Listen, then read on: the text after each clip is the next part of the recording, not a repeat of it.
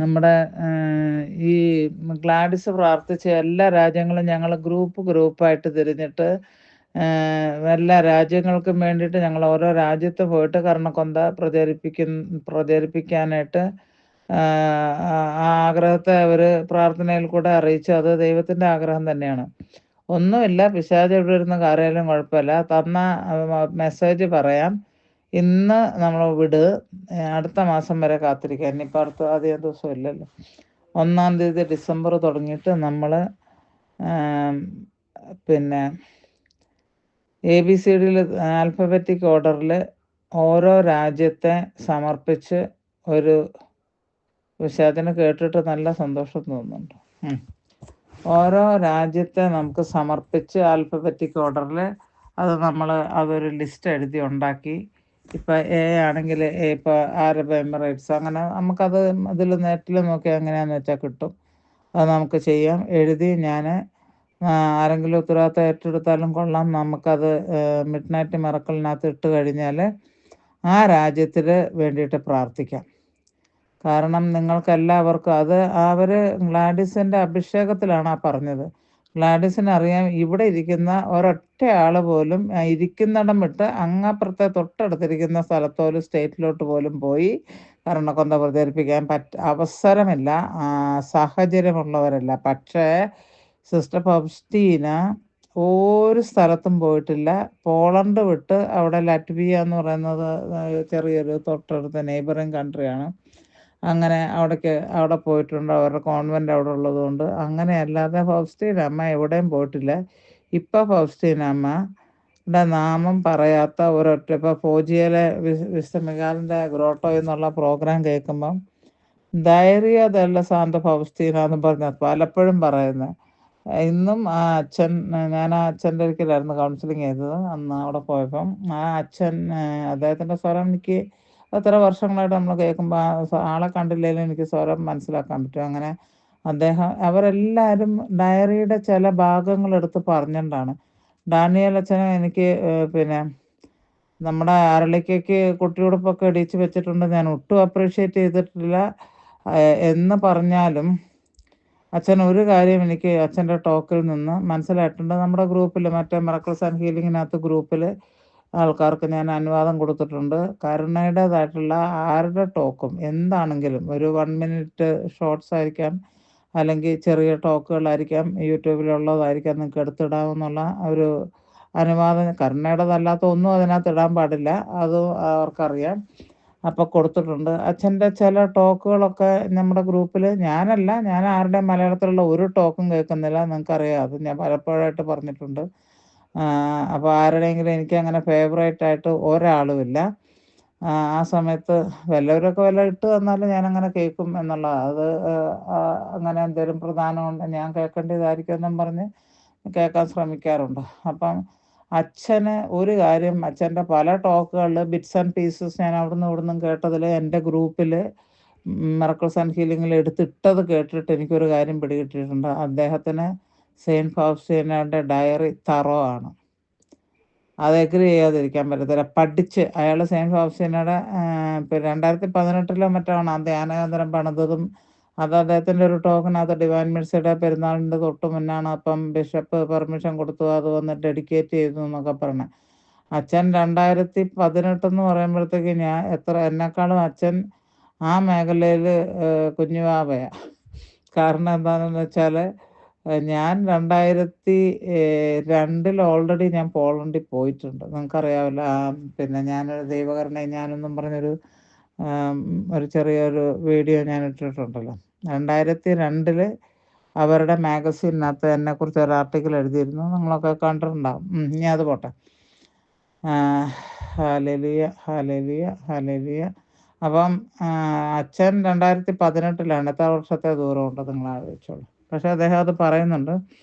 Anyway, ഇന്ന് എൻ്റെ മുഖ്യമായിട്ടുള്ള talk എന്ന് പറയുന്നത് ഈ ഒരു കാര്യം നിങ്ങളൊന്ന് ആലോചിച്ചോണം. നമുക്ക് കുറച്ച് പേര് നിങ്ങളുടെ സജഷൻസ് മിഡ് നൈറ്റ് മിറക്കിൾസിനകത്ത് ഇടാവുന്നതാണ്.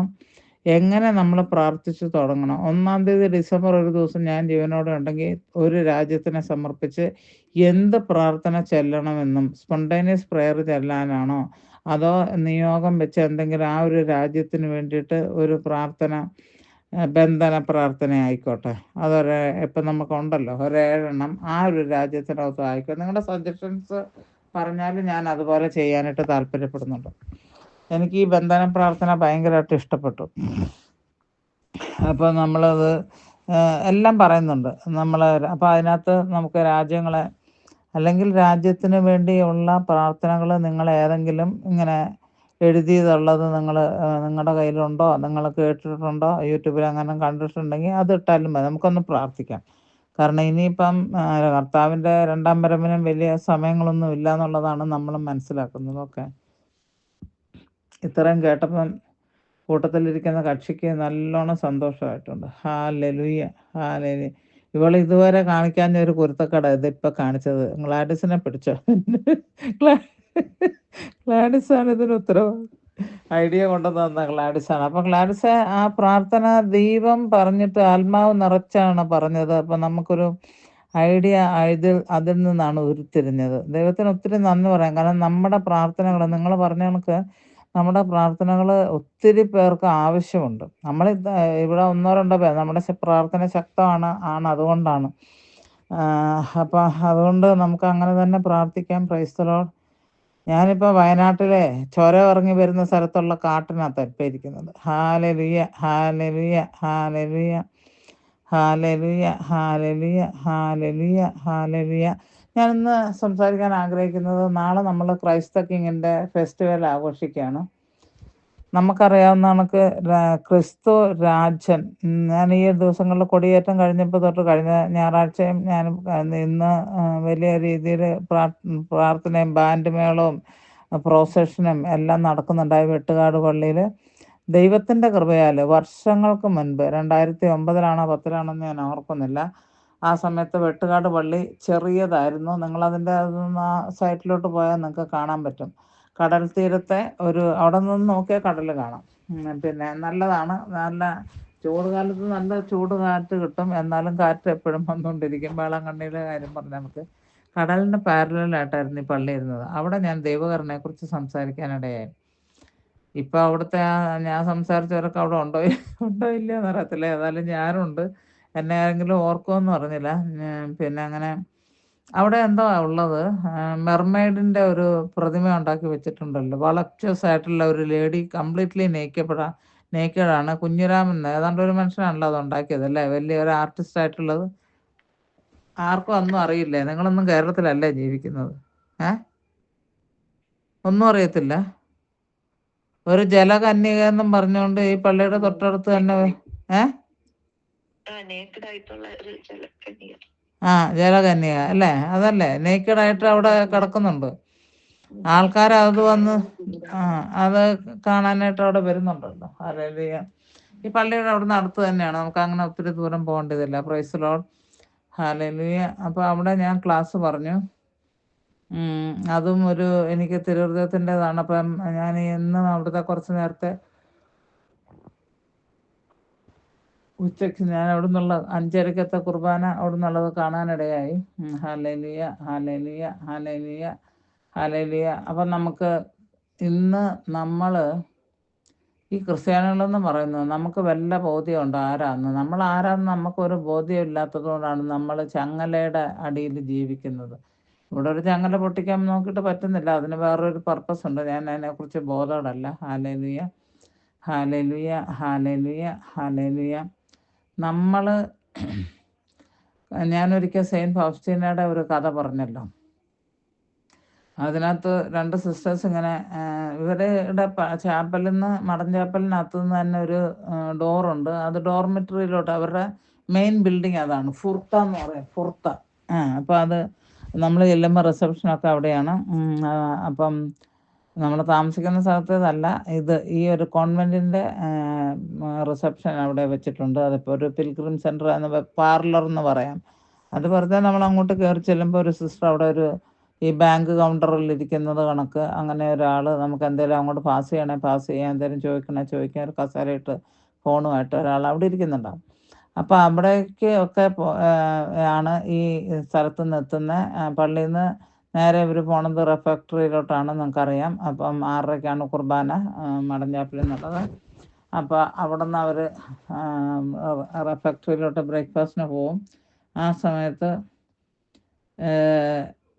ആ 2 സിസ്റ്റേഴ്സ് അവിടെ നിന്നുകൊണ്ട് സെയിൻറ്റ് ഫൗസ്റ്റീനെ കളിയാക്കിക്കൊണ്ടാണ് ഈശോ വരുന്നു എന്നൊക്കെ അവരുടെ ഒരു കിംവദന്തിയൊക്കെ പറഞ്ഞായിരുന്നു. കിംവദന്തി എന്ന് പറയുന്നത് ശരിയാണോ ആ വാക്കെന്നറിയില്ല. അതായത് അവരെക്കുറിച്ചൊരു ഗോസിപ്പ്. ഈശോ വരുന്നതാണ് പറഞ്ഞു, ദേ പോണൊരുത്തി, ഞാൻ ഇതിനു മുന്നും പറഞ്ഞിട്ടുണ്ട്, എനിക്ക് ഫൗസ്റ്റീനമ്മയുടെ കഥ വിട്ടിട്ടല്ല അതൊന്നുമില്ല, കാരണം ആ ഫൗസ്റ്റീനാണ് എന്നെ ഇങ്ങനെ ആക്കിയത്. അപ്പോൾ അവരുടെ ജീവിതാനുഭവം അവരെഴുതിയ ഡയറി മുഖാന്തരമാണ് ഞാൻ ഈശോയെ അറിയാനും ഒക്കെ ഇടയായതുകൊണ്ട് എനിക്ക് സെയിൻറ്റ് ഫൗസ്റ്റീൻ എപ്പോഴും എൻ്റെ പേട്രൺ സെയിൻ്റാണ്. അത് ഞാൻ 1000 വട്ടം പറഞ്ഞിട്ടുണ്ട്. Hallelujah, hallelujah. ദേ പോണു രാജകുമാരിയാണെന്നാ വിചാരമൊന്നും. ഫൗസ്റ്റീന നല്ല സുന്ദരിയായിരുന്നു ആ സമയത്ത് കേട്ടോ, ചെറുപ്പത്തിൽ. പിന്നെ അത് കഴിഞ്ഞാൽ ആ ലങ്സൊക്കെ TB ട്യൂബർക്കുലോസിസ് വന്ന് മരിക്കാറായ സമയത്താണ് ഒന്ന് മുഖമൊക്കെ ഇങ്ങനെ നീണ്ട് വല്ലാത്തൊരു ഇതിലിരിക്കുന്നത്. Hallelujah, hallelujah. ആ പടം കിട്ടിയതും തന്നെ 10 വർഷത്തിലാകെ ഒറ്റ പ്രാവശ്യം പുള്ളി അമ്മ മരിക്കാറായി കിടക്കുന്നു എന്ന് പറഞ്ഞപ്പോൾ അങ്ങനെ വീട്ടിൽ പോയി അവിടെ ഉള്ളവരോടൊക്കെ കൂടെ ഫോട്ടോ എടുത്തു. അപ്പം അതിനകത്ത് പുള്ളി പറയുന്നത്, ഞാൻ രാജകുമാരി തന്നെയാണ്. എന്താണെന്നറിയാമോ, ഒരു രാജകുമാരൻ്റെ രക്തവും മാംസവുമാണ്, രാജകുമാരൻ്റെ രക്തമാണ് എൻ്റെ മാംസമില്ല കേട്ടോ, രാജകുമാരൻ്റെ രക്തമാണ് ഇപ്പം എൻ്റെ സിരകളിൽ കൂടെ ഒഴുകുന്നതെന്ന് പറഞ്ഞു. ആ ഒരു ബോധ്യം സെയിൻറ്റ് ഫൗസ്റ്റീനയ്ക്ക് ഉണ്ടായിരുന്നു, ആരാണ് താൻ എന്നുള്ളത്. ഒരു പിന്നെ ഈശോ എപ്പോഴും സെയിൻറ്റ് ഫൗസ്റ്റീനെ അഡ്രസ്സ് ചെയ്തുകൊണ്ടിരുന്നത് ആപ്പിൾ ഓഫ് മൈ ഐ, പിന്നെ കരളെ, ചങ്കെ, തേനെ, പാല് എന്നൊക്കെയാണ് വിളിച്ചിരുന്നത്. അപ്പോൾ അത് അത്രമാത്രം ദൈവത്തിൻ്റെ കാര്യം. ഇത് റെസിപ്രൊക്കേഷനും അങ്ങനെ തന്നെയായിരുന്നല്ലോ. ലോകത്തിലുള്ള ഒന്നിനെക്കുറിച്ചും ചിന്തിച്ചിട്ടില്ല.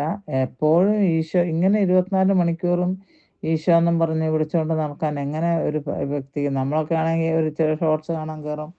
അല്ല ഇപ്പോഴത്തെ കാര്യം കേട്ടോ, അന്ന് അതൊന്നും ഉണ്ടായില്ല. എന്നാലും ഞാൻ പറയാം, എന്തെല്ലാം കാര്യങ്ങൾ ചെയ്യായിരുന്നു. വർത്താനം പറയാം. ഒരു ദിവസം സെയിൻറ്റ് ഫൗസ്റ്റീനയ്ക്ക് ഈശോയോടുള്ള ഒരു അച്ഛൻ എങ്ങാണ്ട് പോയിട്ട്, ഇവരുടെ പരിചയമുള്ള ഒരു അച്ഛൻ അവിടെ വന്നിട്ട് ആ രാത്രി അവിടെ താമസിക്കുന്നുണ്ട്. ആ രാത്രിയാണോ കുമ്പസാരിപ്പിക്കാൻ വന്നത് എങ്ങനെയാണെന്ന് നടത്തില്ല. അപ്പോൾ സെയിൻറ്റ് ഫൗസ്റ്റീനയാണ് ഈ തോട്ടത്തിൻ്റെ ഉടമസ്ഥ. പുല്ല് പറിക്കുന്നതൊക്കെ പുള്ളിയാണല്ലോ, എല്ലാ കാര്യങ്ങളും ചെയ്യുന്നത്. കൃഷിപ്പണിയും കാര്യങ്ങളൊക്കെ പുള്ളിയാണ് ചെയ്യുന്നത്. പാർലർ ഗേളാണ്. അതിൻ്റെ ഇടയ്ക്ക് തോട്ടത്തിൻ്റെ ചെടികൾ നടും, പറിക്കും, അങ്ങനെയൊക്കെ. ഒരു പൂവ് കട്ട് ചെയ്തുകൊണ്ട് പൂവും കൊണ്ട് പോകുമ്പോൾ ഉണ്ട് എതിരെ വേറൊരാൾ നടന്നു വരുന്നു. ഫൗസ്റ്റീന, സിസ്റ്റർ ഫൗസ്റ്റീന, പൂ ആർക്ക് വേണ്ടിയാന്ന് ചോദിച്ചു. എങ്ങോട്ടേക്കാണ് കൊണ്ടുപോകണേ, ആർക്ക് വേണ്ടിയാണ് കൊണ്ടുവന്നത്, അങ്ങനെ എങ്ങാണ്ട് ഒരു ചോദ്യം ചോദിച്ചു. അപ്പോൾ പുള്ളിക്ക് കൊണ്ടുപോകാനുള്ളത് അച്ഛന് ഒരുക്കിയിരുന്ന റൂമിനകത്ത് കൊണ്ടുവന്ന് വെക്കുകയാണ്. അപ്പം ഞാനൊക്കെ ചില കോൺവെൻറ്റിലൊക്കെ ചെല്ലുമ്പം ചിലർ മേശപ്പുറത്ത് 1-2 പൂക്കൾ വെറുതെ ഒരു കുപ്പി, എന്തെങ്കിലും ഉപയോഗിച്ച ഒരു കുപ്പിയായിരിക്കും, അതിനകത്തോട്ടിട്ട് 2-3 പച്ച ഇല എന്തെങ്കിലും പറിച്ച് ഉണ്ടാക്കി വെക്കാറുണ്ട്. അത് നമ്മളോടുള്ള ഒരു റെസ്പെക്റ്റാണ് കാണിക്കുന്നത് എന്നുള്ളത്.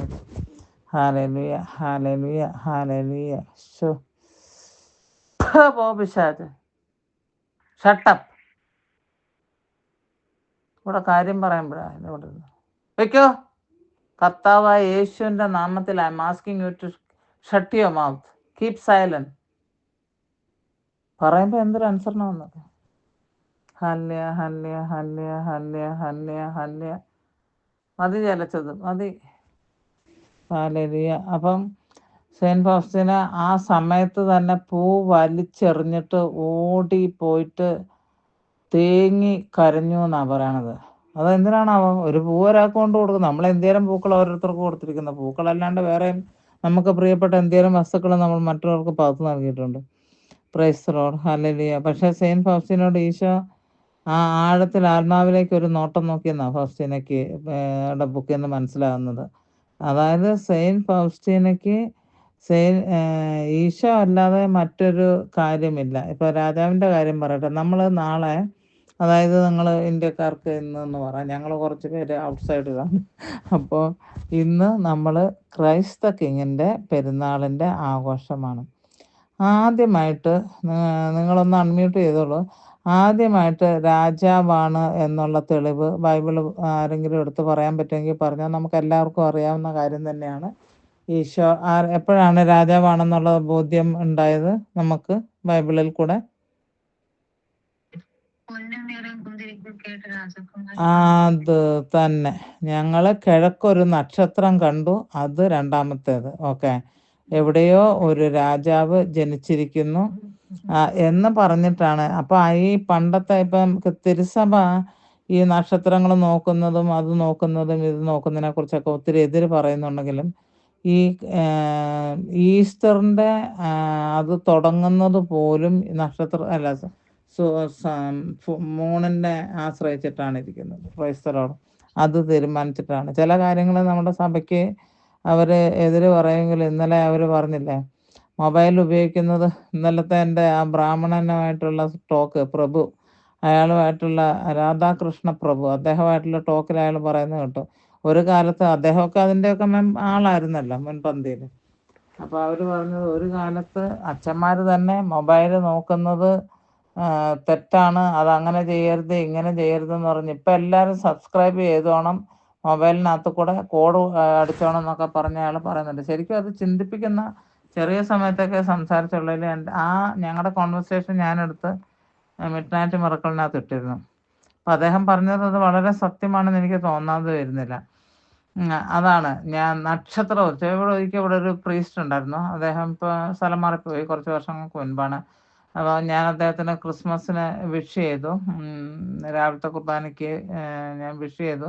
അപ്പം ഞാൻ പറഞ്ഞു, നമ്മൾ ഓരോരുത്തരും, ഞാനിപ്പോൾ പറയാൻ പോകുന്നത് നിങ്ങളെല്ലാവരും കത്തോലിക്ക സഭ കേട്ടാൽ എന്നെ ഇപ്പം തുരത്ത് വിടുന്നു.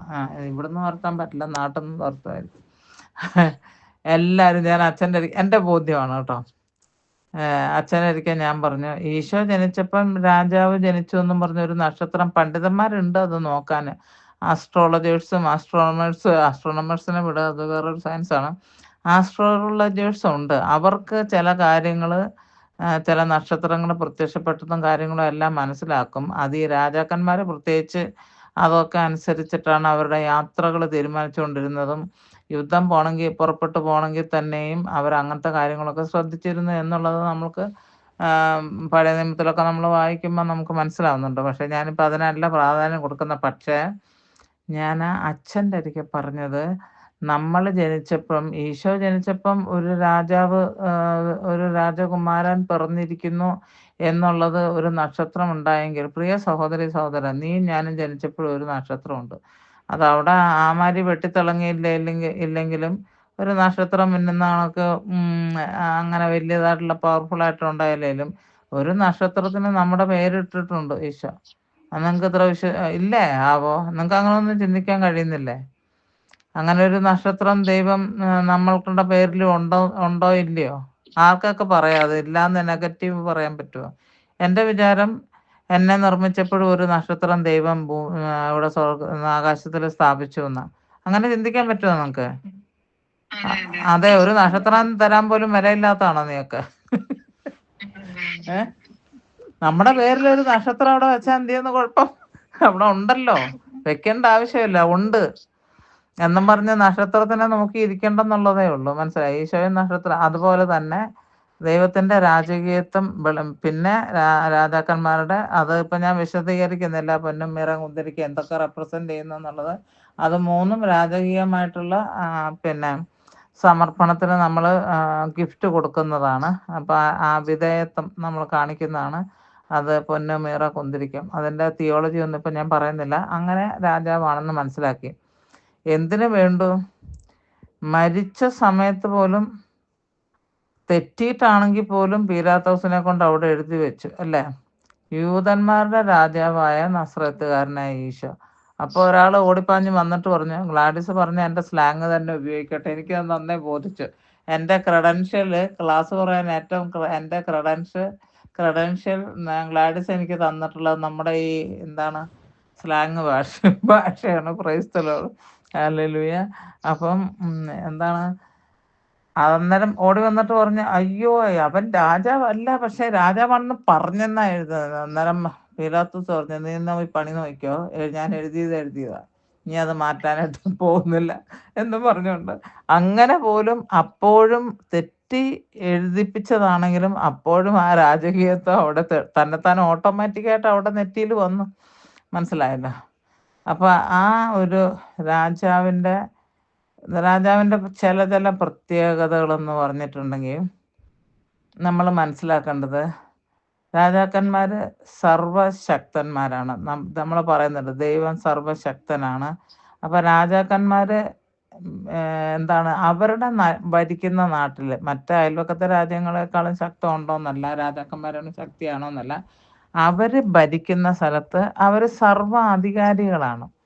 ഓക്കെ. അപ്പോൾ അവരുടെ ഇഷ്ടമാണ് ആ പ്രജകളുടെ ഇടയിൽ, മിനിസ്റ്റേഴ്സിൻ്റെ ഇടയിൽ, ആ നാട്ടിലുള്ള എല്ലാവരെയും അവരുടെ ഇഷ്ടമാണ് ചെയ്യുന്നത്. അപ്പം നമ്മൾക്കും ഈ ക്രിസ്തുവിനെ നമ്മളുടെ രാജാവായിട്ട് നമ്മൾ വാഴിച്ചിട്ടുണ്ടെങ്കിൽ, നമ്മൾ ഒരു രാജാവിൻ്റെ ഒരു രാജ്യത്തിൻ്റെ ആ രാജ്യത്ത് താമസിക്കുകയാണെങ്കിൽ രാജാവിൻ്റെ കൽപ്പനകൾ പാലിച്ച് ജീവിക്കേണ്ടത് അത്യാവശ്യമാണ്. അങ്ങനെ നമ്മൾ രാജകീയ കൽപ്പനകൾ പാലിച്ചല്ല ജീവിക്കുന്നുണ്ടെങ്കിൽ തല വേണമെങ്കിൽ പോയി പോകും, അതിന് വേറെ ഒരു സംശയമില്ല. പക്ഷേ ഇവിടെ ക്രിസ്തു നമ്മുടെ രാജാവാണെങ്കിലും അത് ആത്മീയമായിട്ട് നമ്മളത് മനസ്സിലാക്കിയിട്ട് നമ്മൾ ക്രിസ്തുവിൻ്റെതായിട്ടുള്ള ആ ചട്ടങ്ങളും കാര്യങ്ങളും എന്തുകൊണ്ട് നമ്മൾ അനുസരിക്കുന്നില്ല? കാരണം ക്രിസ്തു രാജാവാണെങ്കിലും മറ്റ് ഈ ലോകത്തിലെ രാജാക്കന്മാരെ പോലെ ക്രൂരനായിട്ടുള്ള രാജാവല്ല. ഓരോ സമയവും നമ്മൾക്ക് കൂടുതൽ കരുണ ഇളച്ചു തരുന്ന ഒരു രാജാവാണ്. ഞാൻ ക്രിസ്തുവിനെക്കുറിച്ച് ജോസ്മിനയുടെ ഭാഷയിൽ പറഞ്ഞാൽ, ഞാൻ പറയുന്നത് സ്വർഗത്തിൻ്റെ രാജാവാണോ, ഭൂമിയുടെ രാജാവാണോ, അല്ലെങ്കിൽ ഈ യൂണിവേഴ്സിൻ്റെ രാജാവാണോ, ഇതൊന്നും ഞാൻ ക്രിസ്തുവിനെക്കുറിച്ച് പറയുന്നില്ല. എനിക്കറിയില്ല എന്ന് വിചാരിച്ചോ. ഞാൻ പറയുന്നത് ക്രിസ്തു കരുണയുടെ രാജാവാണെന്ന്. Hallelujah, hallelujah. കരുണയുടെ രാജാവാണ് ക്രിസ്തു എന്നാണ് എനിക്ക് പറയാൻ കഴിയുന്നത്. Hallelujah, hallelujah, hallelujah. അപ്പം എന്താണെന്ന് ചോദിച്ചാൽ, ദൈവം രാജാവ് എന്ന് പറയുന്ന ഉന്നത സ്ഥാനത്താണ് രാജാവ് എപ്പോൾ രാജാക്കന്മാരിരിക്കുന്നത്. അതിനപ്പുറത്തേക്ക് മേലോട്ട് ആരുമില്ല. പക്ഷെ നമ്മൾ ഈ ക്രിസ്തുവിൻ്റെ കാര്യത്തിൽ മാത്രം ക്രിസ്തു തന്നിരിക്കുന്ന ആ കൽപ്പനകളോ കാര്യങ്ങളോ ഒന്നും നമ്മൾ പാലിക്കാനായിട്ട് നമ്മൾ കൂട്ടാക്കുന്നില്ല. പക്ഷേ ക്രിസ്തു നമ്മളെ എന്നേക്കുമായിട്ട് അങ്ങ് മാറ്റി കൊന്നുകളഞ്ഞ് മാറ്റുന്നില്ല. ക്രിസ്തു ഇന്നലെ ഞാൻ പറഞ്ഞതിൻ്റെ ആ തുടർച്ചയായിട്ട് നോക്കുമ്പോൾ ഇന്നലെയാണോ മിനിഞ്ഞാന്നാണോ, വഴിയറമ്പിൽ മിനിഞ്ഞാന്നായിരിക്കും, റോഡിൻ്റെ ഓരത്ത് നമുക്ക് വേണ്ടി കാത്തു നിൽക്കുന്ന കൽപ്പന പാലിച്ച് ആ രാജാവിൻ്റെ പ്രീതിക്ക് പാത്രമാകുന്നത് വരെ നമുക്കൊരു സമയം തന്നുകൊണ്ടിരിക്കുകയാണ്. പക്ഷേ ആ സമയം നമുക്ക് എപ്പോഴും ഗ്യാരണ്ടി ഇല്ലാത്തതാണ്. ക്രിസ്തുവിൻ്റെ ഈ കരുണ നമ്മൾക്ക് കിട്ടുന്നത് നമ്മൾ ജീവിച്ചിരിക്കുന്ന കാലത്ത് മാത്രമേ ഉള്ളൂ. നമ്മളിപ്പോൾ പൂച്ചി വെച്ച് തിരുഹൃദയത്തിന് എനിക്ക് ഭയങ്കര ഇഷ്ടമാണ്. മെഞ്ഞാന്ന് ലാലി ഇട്ട ആ വീഡിയോ അപ്ലോഡ് ചെയ്തതിനകത്ത് ഞാൻ തിരുഹൃദയത്തിൻ്റെ അല്ല ക്രിസ്തുരാജൻ്റേത് തന്നെയാണ്, അത് കിരീടമൊക്കെ ഉണ്ടല്ലോ, ക്രിസ്തുരാജൻ്റെ ഒരു ഫോട്ടോയാണ് വെച്ചിരുന്നത്. അത് കാണും തോറും എനിക്ക് ഭയങ്കരമായിട്ടൊരു എന്താ പറയുക, അത്ര നല്ല ഭയങ്കരമായിട്ട് എനിക്കിഷ്ടപ്പെട്ട ഒരു പടമായിരുന്നു. 2 എണ്ണം ഞാൻ എടുത്തു. ബ്രസീലിൽ നിന്നുള്ള അവിടുത്തെ ഇത് കണ്ടുകൊണ്ടിരിക്കുമ്പോൾ അവരിങ്ങനെ ഓരോന്ന് അവരുടെ തന്നെ ഓൾട്ടറിലുള്ള പെയിൻറ്റിങ്ങും എല്ലാം പ്രതിമയൊക്കെ കാണിക്കുക. അന്നേരം ഞാൻ എടുത്തതാണ്. ഇന്നിട്ടിരിക്കുന്ന മാതാവിൻ്റെ കിരീടം വെച്ചിട്ടുള്ള മാതാവും ഉണ്ണിയും കയ്യിലിരിക്കുന്ന അത് ഭയങ്കര ഗ്ലാഡിസിൻ്റെ ഇതിനകത്ത് ഗ്ലാഡിസ് ഇട്ടിരിക്കുന്ന ക്യാപ്ഷൻ എങ്ങനെ ഉണ്ടായിരുന്നു, ഞാൻ ഇട്ട് കൊടുത്തത് എങ്ങനെയാണെന്ന് വെച്ചിട്ടുണ്ടെങ്കിൽ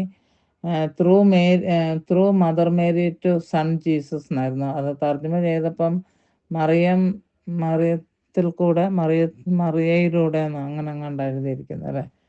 ഇഷ്ടപ്പെട്ടോ അത് ക്യാപ്ഷൻ? കണ്ടില്ലേ? അത് കണ്ടില്ല, നോക്കിക്കോണം.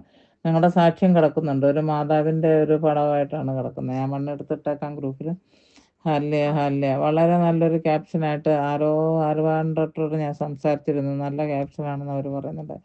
എനിക്ക് അന്നേരം അങ്ങനെയാണ് തോന്നുന്നത്. ഞാൻ എപ്പോഴും ക്യാപ്ഷന് വേണ്ടി ഞാൻ പ്രാർത്ഥിക്കാറുണ്ട്. എന്താണ് ഈശോയെ ഇടേണ്ടതെന്ന്. അപ്പം നിങ്ങളുടെ അനുഭവം കൊന്ത അന്ന് കയ്യിലെടുത്ത് ഇന്ന് വരെയും താത്തി വെച്ചിട്ടില്ല എന്ന് പറഞ്ഞത് കൊണ്ടാണ് ആ ഒരു ആദ്യം നിങ്ങൾക്ക് മാതാവിനോടുള്ള ബന്ധമായിരുന്നല്ലോ തുടങ്ങിയത്. അപ്പം ക്രിസ്തു നമ്മളിപ്പം വലിയ തിരുഹൃദയം എനിക്കിഷ്ടമാണ്, ഉമ്മ കൊടുക്കും, കെട്ടിപ്പിടിക്കും, അതൊക്കെ ചെയ്യും. പക്ഷേ ആ ഒരു കാര്യമെല്ലാം ഈ ലോകത്തിൽ ജീവിച്ചിരിക്കുന്നത് സമയം മാത്രമേ ഉള്ളൂ. നീ മരണത്തിലേക്ക് പോയാൽ, നമ്മുടെ ഈ ലോകത്ത് നിന്ന് മരണം മുഖാന്തരം നമ്മൾ വേർപെട്ട് പോയാൽ പിന്നെ നീ ആ കരുണയ്ക്ക് അർഹതപ്പെടുന്നില്ല. പിന്നെ നീ ഈ പറഞ്ഞ രാജാവ് ആണ്, വിധിക്കാൻ അവകാശമുള്ള ഒരാളല്ലേ ഉള്ളൂ, അത് രാജാവാണ്. അപ്പം പിന്നെ രാജാതി രാജാവും കർത്താതി കർത്താവുമായിട്ട് ആ സിംഹാസനത്തിൽ വിധിയാളനായിട്ടിരിക്കും. നമ്മൾ ഓരോരുത്തരും ആ വിധിയാളൻ്റെ മുന്നിൽ കൂടെ കടന്നു പോകേണ്ടത് വരും. അത് കൂട്ടത്തോടെ നിന്നിട്ടൊന്നുമല്ല, ഇൻഡിവിഡ്വലായിട്ട് നമ്മൾ ഓരോരുത്തരും, നമ്മൾക്ക് ജീവൻ്റെ പുസ്തകം എഴുതുന്ന ഒരു മാലാഖ കൂട്ടത്തിലുണ്ട്. ഇതൊന്നും വെറുതെയുള്ള കാര്യങ്ങളല്ലല്ലോ. ഇപ്പം പ്രിൻസ് പറഞ്ഞ തോപത്തിൻ്റെ ആ ഇതിലെ കാര്യം, സെയിൻറ്റ് റാഫേലിൻ്റെ കൂട്ടത്തിൽ പോയി. അപ്പം ഒരു മാലാഖയുണ്ട്. നമ്മൾ ചെയ്തതും പ്രവർത്തിച്ചതുമായിട്ടുള്ള എല്ലാ കാര്യങ്ങളും ജീവൻ്റെ പുസ്തകം തുറക്കുമ്പോൾ അതിൽ നിന്നൊരു വായനയുണ്ടാകും. അപ്പോൾ ആ രാജാവ് തീരുമാനിക്കും ആ വായനയ്ക്ക് ശേഷം നമ്മൾ എവിടേക്ക് അർഹതപ്പെട്ടവരാണ് എന്നുള്ളത്. അപ്പോൾ നമ്മൾ ഇൻഡിവിജ്വലായിട്ട് ന്യായാധിപൻ്റെ മുന്നിൽ നിൽക്കേണ്ടതാണ്. അപ്പം ആ ഒരു കാര്യം. അപ്പോൾ ക്രിസ്തുവിൻ്റെ നമ്മൾ രാജാക്കന്മാരോടുള്ള സമീപനം എങ്ങനെയാകണം? ഇപ്പം നമ്മൾ പല രീതിയിലുള്ള ഞാനിതൊക്കെ പറയുന്നതുകൊണ്ട് മനുഷ്യന്മാർക്ക് എന്നോട് ദേഷ്യമാണെന്ന് അറിഞ്ഞില്ല. ദേഷ്യപ്പെട്ടാലും എനിക്കിപ്പം ഒന്നും ചെയ്യാനും പറ്റുന്നില്ല. കാരണം ഞാനിങ്ങനെയാണ്. സാധാരണ പള്ളിയിൽ നമ്മൾ പോകും. നമ്മുടെ നാട്ടിലെ ആൾക്കാരൊക്കെ വളരെ നല്ലതൊക്കെ തന്നെയാണ്. എല്ലാവരുമൊക്കെ നല്ല രീതിയിലുള്ള വസ്ത്രധാരണമാണ്. ചില രാജ്യങ്ങളിൽ ചെന്നാൽ സ്പാഗറ്റി ടോപ്പ്, പുക്കിളിൻ്റെ താഴെ വരെയുള്ള ആ ഒരു എന്തെങ്കിലും ആയിക്കോട്ടെ, ഷോർട്ട്സോ പാവാട, അത് ശരീരം എന്തേരം പുറത്ത് കാണിക്കാവോ അത്രയും പുറത്ത് കാണിച്ചുകൊണ്ടുള്ള പോക്കാണ് പള്ളിയിലോട്ട്. ഞാനൊരു കാര്യം ചോദിക്കട്ടെ, നിങ്ങൾ ജോലി ചെയ്യുന്ന ഓഫീസിൽ നിങ്ങളുടെ ബോസിൻ്റെ മുൻപിൽ നിങ്ങളിങ്ങനെ പോയി നിൽക്കുക? വഴിയിൽ കൂടെ കൂട്ടുകാരുമായിട്ട് പോകാനായിട്ടും സിനിമയ്ക്ക് പോകാനായിട്ടും അല്ലെങ്കിൽ ഡിന്നറിനോ ലഞ്ചിനൊക്കെ പോകാനായിട്ടും ഗ്രൂപ്പിൽ അങ്ങോട്ടും ഇങ്ങോട്ടും ഫ്രണ്ട്ഷിപ്പിൻ്റെ കൂട്ടത്തിൽ നിങ്ങൾ ഫ്രണ്ട്സിൻ്റെ കൂടെ കറങ്ങിത്തിരിക്കാനും ഒക്കെ നടക്കുമ്പോൾ ഈ ഉടുപ്പിന് ഒരു കുഴപ്പമില്ല. പക്ഷേ ആ ഉടുപ്പ് ഇട്ടുകൊണ്ട് നിങ്ങൾ ഓഫീസിൽ നിങ്ങളുടെ മാനേജറുടെ മുൻപിലോ MDയുടെ മുന്നിലോ വിളിച്ചാൽ നിങ്ങൾ പോയി നിൽക്കുക?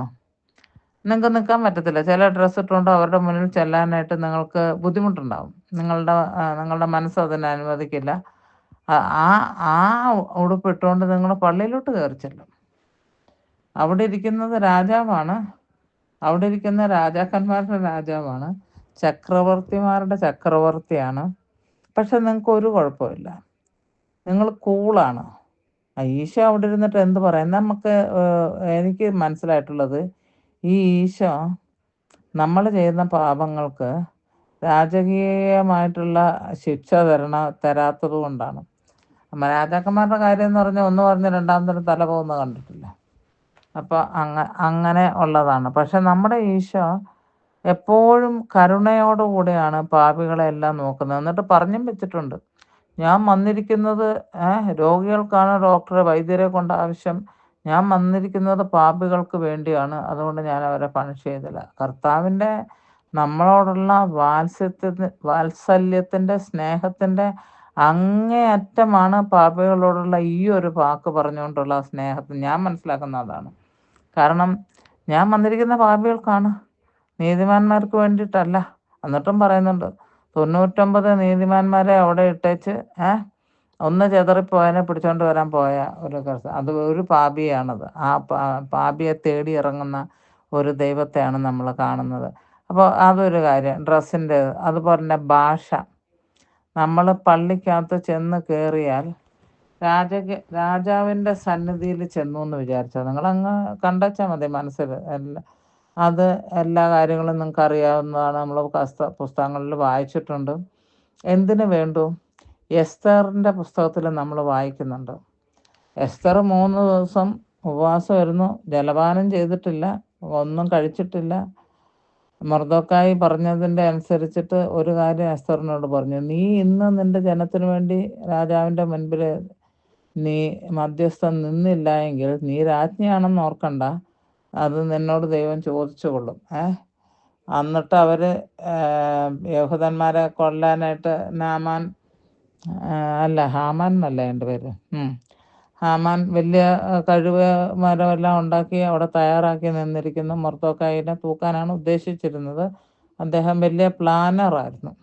അങ്ങനെ സിറ്റി പ്ലാനിങ് എന്നൊക്കെ പറയില്ലേ, എന്ന് പറഞ്ഞാൽ നമുക്ക് കഴുക് മരം ഉണ്ടാക്കുന്നതിൻ്റെ പ്ലാനറായിരുന്നു അദ്ദേഹം. Price the Lord. അങ്ങനെ ഇവരോട് പറയുന്നു, ഇവർ രാജസന്നിധിയിൽ എന്നെ അപ്പം പറയുന്നുണ്ട്, എന്നെ വിളിച്ചിട്ടില്ല. രാജാവ് എസ്തറിനെ കണ്ടിട്ട് 1 വർഷമായെന്ന്, കേൾക്കുന്നുണ്ടോ? ഭയങ്കര അതിസുന്ദരിയായിരുന്നു, രാജ്ഞിയാണ്. പക്ഷെ അവിടെ വേറെ കോൺകുബൈൻസ് ഉണ്ട്. അത് അന്നത്തെ നമ്മുടെ പിന്നെ ദാവീദ് രാജാവിനും 70 കോൺകുബൈൻസ് ഉണ്ടായിരുന്നു എന്നാണ് നമ്മൾ, എൻ്റെ വിചാരം അങ്ങനെയാണ്. 70 ഉണ്ടായിരുന്നു, അല്ലെങ്കിൽ അതിൽ കൂടുതലും ഉണ്ടായിരുന്നു. അല്ല 70 അല്ല, 12000 അങ്ങനെ ഏതാണ്ടായിരുന്നു. എനിവേ അതൊക്കെ അവിടെ നിൽക്കട്ടെ. അപ്പം രാജ്യത്തിലെ പെണ്ണുങ്ങളെല്ലാം അവരുടെ അവകാശമാണ്. അതുകൊണ്ട് നമുക്കതിനെക്കുറിച്ചൊന്നും പറയാനില്ല. അതൊക്കെ കഴിഞ്ഞ കാലം, പഴയ നിയമമാണ്. അപ്പം ഈ എസ്തർ പറയുന്നുണ്ട്, എന്നെ വിളിച്ചിട്ടില്ല. വിളിക്കാതെ രാജസന്നിധിയിൽ ചെന്നാൽ എന്താ ഉണ്ടാവുക? തല പോകും, അത്രേ ഉള്ളൂ. വേറെ പ്രത്യേകിച്ചൊന്നും ഉണ്ടാകത്തില്ല. ഒരാളിങ്ങോട്ട് വരും, ആരവിടെയെന്ന് ചോദിക്കുമ്പം ഒരു കക്ഷി ഇങ്ങോട്ട് വരും, ഒരു കറുത്ത തുണി കൊണ്ടുവന്ന് തലയും കൊണ്ട് മൂടും. പോകുന്ന വഴിക്ക് തല അവിടെ കിടക്കും, വേറെ ശരീരം വേറെ സ്ഥലത്തും കിട്ടും. അങ്ങനെയായിരുന്നു സംവിധാനം. എന്നിട്ട് അപ്പോൾ രാജാവിൻ്റെ സന്നിധിയിൽ ചെല്ലുന്നതിന് നിങ്ങൾക്ക് അനുവാദം വേണം. അത് മുഴുവനും ആടമൂടെ തല തൊട്ട് ഒന്നും കാണാണ്ട് അങ്ങനെ കയറി ചെല്ലണം. ആ എസ്തറിൻ്റെ കഥ ഞാൻ എന്നും സാക്ഷ്യത്തിനകത്ത് ആ ദൈവത്തിൻ്റെ കരുണ, അതിനെക്കുറിച്ച് ഞാൻ പറഞ്ഞിട്ടുള്ളതാണ്. ദൈവം കരുണ കാണിക്കുന്നത് എങ്ങനെയാണ് എന്നുള്ളതിനെക്കുറിച്ച് ഞാൻ അതിനകത്ത് പറഞ്ഞിട്ടുണ്ട്. കാരണം എസ്തർ ഒരു മുന്നറിയിപ്പ് ഇല്ലാണ്ട് ആ ഒരൊറ്റ പോക്കാണ് അങ്ങോട്ട്. തോഴിമാരുണ്ടായിരുന്നു 2-3 പേര്. അതുങ്ങളുടെ അവരെയും വിളിച്ച് ഒരു ഒരു ധൈര്യം കിട്ടുന്നതിന് കൂട്ടിയതായിരിക്കും. ആ പാവങ്ങൾ അതുങ്ങളും പട്ടിണിയിരിക്കുകയായിരുന്നു. രാജ്ഞി പറഞ്ഞാൽ പിന്നെ പട്ടിണിയിരിക്കാതിരിക്കാൻ പറ്റില്ലല്ലോ. അങ്ങനെ പാവങ്ങളും കൂടിപ്പോയി. രാജാവ് അവിടെ സിംഹാസനത്തിൽ സർവ്വവിഭൂഷനായി അവിടെ കുത്തിയിരിക്കുന്നത് കണ്ടപ്പോൾ തന്നെ ഈ രാജ്ഞി പേടിച്ചാറുണ്ട്. അപ്പം ഒരു ചോദ്യം ചോദിച്ചതേ ഉള്ളൂ, എസ്തർ എന്നൊരു വിളി വിളിച്ചു. വാട്ട് ആർ യു ഡൂയിങ് എന്നേ ചോദിച്ചുള്ളൂ. നീ എന്താണ് ഈ കാണിച്ചത്, എന്താണ് ഈ കാണിക്കുന്നതെന്ന് ചോദിച്ചില്ല. അപ്പം തന്നെ പുള്ളി ബോധം കെട്ട് വീണു. അപ്പോൾ ആ ബോധം ഒരു ക്രൂര സ്വരമാണ് എസ്തറിനെ വിളിക്കാതെ മുന്നിൽ കടന്നു ചെന്നപ്പോഴുണ്ടായത്. ഞാൻ പറഞ്ഞു, നമ്മുടെ ഈശോ കരുണയുടെ അങ്ങനെ വിശേഷിപ്പിക്കാനാണ് ഈ ജോസ്പിനയ്ക്ക് താല്പര്യം. നിങ്ങൾ എന്ത് വേണേലും വിശേഷിപ്പിച്ചോ. നിങ്ങൾക്ക് അങ്ങനെ ഇല്ലയെന്നുണ്ടെങ്കിൽ നിങ്ങൾക്ക് വേണമെങ്കിൽ ഇതിനെ ഖണ്ഡിക്കാനായിട്ട് നിങ്ങൾക്ക് 4 വാക്ക് എന്നോടും പറയാൻ പറ്റും. Price the lord, hallelujah. അപ്പോൾ ഞാൻ ആ കരുണയുടെ രാജാവാണെന്നൊന്ന് പറഞ്ഞു വെക്കാൻ വേണ്ടിയാണ് ഇപ്പോൾ എസ്തറിനെ കർത്താവ് എൻ്റെ ഹൃദയത്തിലോട്ട് കൊണ്ടുവന്നത്. അപ്പോൾ എസ്തർ, നീ എന്താണ് ഈ കാണിച്ചതെന്നൊരു ചോദ്യം ചോദിച്ചില്ല. ഈ പുള്ളി പേടിച്ച് വിറച്ച് അവിടെ നിന്നു. കാരണം അറിയാം, അവിടെ രാജാവ് ചെങ്കോലെടുത്ത് കൃപ തോന്നി, കരുണ തോന്നി ആ മുന്നിലോട്ട് വിളിക്കാതെ കയറി വന്ന ആ വ്യക്തിയുടെ നേരെ നീട്ടുകയാണെങ്കിൽ അവർക്ക് രാജസന്നിധിയിൽ പ്രവേശനമുണ്ട്, തല പോയി കിട്ടത്തില്ല. ഇല്ലെങ്കിൽ കഥ കഴിഞ്ഞത് തന്നെ. ഒന്നും തീരുമാനിച്ചില്ല. എസ്തർ പോയി 3 ദിവസത്തെ പ്രാർത്ഥനയുടെ എസ്തർ ഫാസ്റ്റിംഗ് എന്നും പറഞ്ഞ്, നമ്മളെല്ലാം വെള്ളം കുടിക്കാണ്ടുള്ള ഫാസ്റ്റിംഗ് ആണല്ലോ. വെള്ളം പോലും കുടിക്കാണ്ട്, വെള്ളം കുടിക്കാണ്ട് ജ്യൂസ് കുടിച്ചുകൊണ്ടിരിക്കുകയായിരുന്നെന്ന് ഞാൻ പറഞ്ഞില്ല. വെള്ളം കുടിക്കായിരുന്നെന്ന് ഞാൻ പറഞ്ഞ ഉമിനീര് ഇറക്കിയിട്ടുള്ളൂ, ബാക്കിയൊന്നും ഇറക്കിയിട്ടില്ല. Price the Lord. ഈ 3 ദിവസം, ഹല്ലേലൂയ. അപ്പം രാജാവ് ആ സന്നിധിയിൽ നിന്ന് ചെങ്കോൽ അവിടെ വെച്ച് പുള്ളി മറന്നുപോയി. എസ്തറിനെ ഒത്തിരി അധികം സ്നേഹിച്ചിരുന്നു ഈ രാജാവ്. പക്ഷേ അദ്ദേഹം ചെങ്കോലെടുത്ത് നീട്ടുന്നതിന് പകരം ആ ഇരുന്ന സിംഹാസനം വിട്ടിട്ട് ഇറങ്ങി ഓടി വന്ന് കൊച്ചങ്ങളെ കോരി എടുക്കുന്നവർക്ക് എടുത്ത് മടിയിലോട്ട് അങ്ങോട്ട് നീണ്ട നീളത്തിൽ അങ്ങോട്ട് കിടത്തിയിട്ട് പറഞ്ഞു, Esther, what happen to you? 1 minute മുന്നേ അല്ല, സ്പ്ലിറ്റ് സെക്കൻഡ് മുന്നേ ഒരമർച്ചയാണ് ഇദ്ദേഹത്തിൻ്റെ വായിന്ന് വന്നതെങ്കിൽ അടുത്ത സമയം ഒരു കുഞ്ഞുമാവേനെ കോരിയെടുക്കുന്ന സ്നേഹത്തോടുകൂടെ ചോദിക്കുകയാണ്, രാജ്യത്തിൻ്റെ പകുതി ആയിക്കോട്ടെ ഞാൻ നിനക്ക് തരാം, പറയ്, നീ എന്തിനാണ് ഇപ്പോഴും ഇങ്ങോട്ട് കടന്നു വന്നത്? ആ എസ്തറിനെ ഇങ്ങനെ വാരിപ്പുണർന്നെടുത്ത് കൃപകൾ, അനുഗ്രഹങ്ങൾ കൊടുക്കാനായിട്ട് സന്മനസ് കാണിച്ച ആ രാജാവിൽ ഞാൻ എൻ്റെ ക്രിസ്തുവിനെ കാണുന്നു. ഞാനവിടെ എൻ്റേതല്ല, ഞാൻ ചെയ്ത തെറ്റാണ്. രാജാവിൻ്റെ അടുത്ത് പോകാൻ പാടില്ലായിരുന്നു. ഞാനൊരു ടെലിഫോൺ വിളിച്ച്, സെക്രട്ടറിയെ വിളിച്ച്, PM-നെ വിളിച്ച്, അതായത് പ്രൈം മിനിസ്റ്ററൊക്കെ ഉണ്ടാകുമല്ലോ രാജാവിനെ താഴെ ഇരിക്കുന്നവർ, മന്ത്രിമാർ, അത് തന്നെ, അവരെ വിളിച്ചൊക്കെ അപ്പോയിൻമെൻ്റ് ഒക്കെ എടുത്ത് ഫിക്സ് ചെയ്തിട്ട് വേണമായിരുന്നു പോകാനായിട്ട്. പക്ഷേ ആവശ്യം അതിനേക്കാളും വലുതാണല്ലോ. കാരണം മുദ്ര ചെയ്ത് ഒരാൾ അവിടെ കഴിമരം ഉണ്ടാക്കിക്കൊണ്ടിരിക്കുകയാണല്ലോ. അപ്പം നിൽക്കാൻ പറ്റിയില്ല, പോയെങ്കിലും നിയമത്തിനെതിരായി പ്രവർത്തിച്ചിട്ടും കരുണ കയറി വന്നു അവിടെ ആ തൻ്റെ ഭാര്യയോട്. ഭാര്യ എന്ന് പറഞ്ഞാൽ രാജ്ഞിയാണ് കേട്ടോ, വെറുതെ ഒരു വസ്തി രാജ്ഞിയെ കളഞ്ഞിട്ടാണ് ഈ ഒരുത്തിയെ പിടിച്ചു വെച്ചത്. Hallelujah, hallelujah, hallelujah. അത് ദൈവത്തിൻ്റെ വലിയ പദ്ധതിയായിരുന്നു. ഞാൻ അതിലാണ് ക്രിസ്തുവിനെ കരുണയുടെ രാജാവായിട്ട് ഞാൻ കാണുന്നത്. അതുപോലെ എനിക്ക് എൻ്റെ ജീവിതത്തിൽ കുറേയേറെ അനുഭവങ്ങൾ പറയാനുണ്ട്. നമ്മുടെ സമയം അതിനനുവദിക്കുന്നതല്ല, അതുകൊണ്ട് നമുക്കിപ്പോൾ പറയാൻ പറ്റത്തില്ല. നമുക്കെല്ലാവർക്കും രാജാവിൻ്റെ അരികെ 3 നാളെ, അപ്പം നിങ്ങളെ സംബന്ധിച്ച് ഇന്ന് എനിക്കിനിപ്പോൾ ഇവിടെ 8:30 ആയതേ ഉള്ളൂ രാത്രി. ഇനി എനിക്ക് 2-3 മണിക്കൂറും കൂടെ ഉണ്ടല്ലോ. ക്രിസ്തുരാജൻ്റെ പെരുന്നാളാണ്. ക്രിസ്തു രാജാവാണെങ്കിൽ ഈ രാജാക്കന്മാർ ഗിഫ്റ്റ് കൊടുക്കുന്നത് കണ്ടിട്ടുണ്ടോ? അവർ പോക്കറ്റിൽ കയറ്റി 5 രൂപ, 10 രൂപ, ഞാനിങ്ങനെ പോകുന്നതെന്നാണ് പറഞ്ഞ 2 രൂപ, അങ്ങനെയല്ല. രാജാക്കന്മാർ എപ്പോൾ കൊടുത്താലും കിഴിയായിട്ടേ കൊടുക്കുകയുള്ളൂ. അങ്ങനെ ഒരു പ്രത്യേകത അവർക്കുണ്ട്. അവരിങ്ങനെ എണ്ണിപ്പെറുക്കി കയ്യിൽ നിന്ന് ഇങ്ങനെ, അങ്ങനല്ല. അഥവാ കീശയിലോട്ട് കൈയിട്ട അങ്ങനെ രാജാവ് പൈസ കൊണ്ട് കൊടുക്കുമെന്നല്ല ഞാൻ കൊണ്ടു നടക്കുമെന്നല്ല പറഞ്ഞത്. രാജാവിൻ്റെ കൂട്ടത്തിലുള്ള മന്ത്രിമാർ, പ്രധാന സ്ഥാനം വഹിക്കുന്നവരോടൊക്കെ പറയും, ദൈവന് ഇന്നടത്തെ ഇന്ന ആൾക്ക് ഇന്നത് കൊടുത്തേക്കണം, ഒരു വീട് അങ്ങോട്ട് വെച്ച് കൊടുക്കുക, അല്ലെങ്കിൽ ഒരു ബിസിനസ് അങ്ങോട്ട് തുടങ്ങി കൊടുക്കുക, അല്ലെ അവൻ്റെ മക്കളുടെ എല്ലാം കല്യാണം നടത്തി കൊടുക്കുക, അല്ലെ ഇങ്ങനെയാണ് പറയുന്നത് നീ അവൻ്റെ കാര്യം ഏറ്റെടുത്ത് നടത്തിക്കോണം എന്ന് ഇങ്ങനെ ഒരു പറച്ചിലാണ് പറയുന്നത്. അപ്പം നമുക്ക് ഹാലേലുയ, ഹാലേലുയ, ഹാലേലുയ, ഹാലേലുയ. നമ്മൾ ഒരു നല്ല ശമരിയക്കാരൻ്റെ കഥ കിടക്കുന്നുണ്ട്. അവിടെയും നല്ല ശമരിയക്കാരൻ വന്ന് അടിയേറ്റ് മരണപ്രാണനായിട്ട് കിടക്കുന്ന ആ വ്യക്തിയുടെ അടുത്ത് വന്നിട്ട് അവൻ്റെ കരുണയാണ് ഈശോ. നമ്മൾ പാപത്താൽ മുറിവേറ്റ് അവിടെ കിടക്കുമ്പം ഇനിയും രക്ഷയില്ല, ഇനി ഒരു വിധത്തിലും ഗുണം പിടിക്കാൻ പോകുന്നില്ല, ഇനി ഞാൻ തകർന്നത് തന്നെ, ഇനി എനിക്ക് വേറെ എങ്ങോട്ടും പോകാനില്ല, തീർന്നു, ഇതെൻ്റെ അവസാനമാണ് എന്ന് നമ്മൾ വിചാരിക്കുമ്പോൾ ഈശോ അവിടെ വന്നിട്ട് പറയണം, ഇയാളെ ഒലിവെണ്ണയെല്ലാം വെച്ച് കെട്ടി എല്ലാം മുറിവെല്ലാം എടുത്ത് തൻ്റെ തന്നെ കഴുതപ്പുറത്ത്, തൻ്റെ തന്നെ കഴുതയുടെ പുറത്ത് അവനെ ഇരുത്തി ഇതിനെ കൊണ്ട് നടന്നു പോയി സത്രത്തിൽ കൊണ്ടുവന്നാക്കി. സത്രം എവിടെയാണെന്നറിയാവോ? പിതാവായ ദൈവത്തിൻ്റെ സന്നിധിയിലാണേ. അവിടെ കൊണ്ടുവന്നാക്കി. രാജാവ് നമ്മളെ കൊണ്ടുപോയി. അവിടെ കൊണ്ടുപോയിട്ട് പറഞ്ഞു, ദേ അപ്പാ ഇങ്ങനെ ഒരാളുണ്ട്. ഞാൻ നോക്കുമ്പോൾ ദേ വഴിയേറുമ്പോൾ അവിടെ ചാകറായിട്ട് കിടക്കുന്നുണ്ട്. ഞാനിങ്ങ് പൊക്കിക്കൊണ്ടുവന്നപ്പാ. ഇനി ഞാൻ കുരിശിൽ മരിച്ചു. ഇപ്പം ഈശോയുടെ കാര്യമാണ് പറഞ്ഞ കേട്ടോ. ആ നല്ല ശമരിയക്കാരൻ്റെ ആ വഴി അവിടെ വിടും നിങ്ങൾ. സത്രത്തിൽ കൊണ്ടുവന്നിട്ടാക്കിയിട്ട് പറഞ്ഞു, ഞാനിപ്പോൾ കുരിശിൽ മരിച്ചു, ഇനി ഇവക്ക് വേണ്ടി ഒന്നും കൂടെ മരിക്കണം എന്നുണ്ടെങ്കിലും ഞാൻ മരിക്കാൻ തയ്യാറാണ്. അങ്ങ് ചെയ്തു കൊടുക്കാനുള്ളത് അങ്ങ് ചെയ്തു കൊടുക്കപ്പാ എന്ന് പറയുന്നുണ്ട്. ഇവക്ക് എന്താണ് ആവശ്യം? ഈ മകൾക്ക് എന്താണ് ആവശ്യം? ഈ മകൻ എന്താണ് ആവശ്യം? എൻ്റെ കുരിശുമരണം മതിയായില്ലേ? ഇനി ഒരു ജന്മം കൂടെ ഞാൻ ജനിക്കുകയാണെങ്കിൽ അപ്പോഴും ഞാൻ ഈ മകൾക്ക് വേണ്ടി മരിക്കും, ഈ മകന് വേണ്ടി മരിക്കും. കരുണയുടെ രാജാവിനെയാണ് ഞാനവിടെ കാണുന്നത്. ആ ക്രിസ്തു അങ്ങനെ തന്നെ ചെയ്യും. നീ ഇതിന് സംശയിക്കുന്നുണ്ടോ? ഒരിക്കലും സംശയിക്കാൻ പാടില്ല. എന്താ? അത് വചനമാണ് പറയണത്. വചനം എന്ത് പറഞ്ഞു?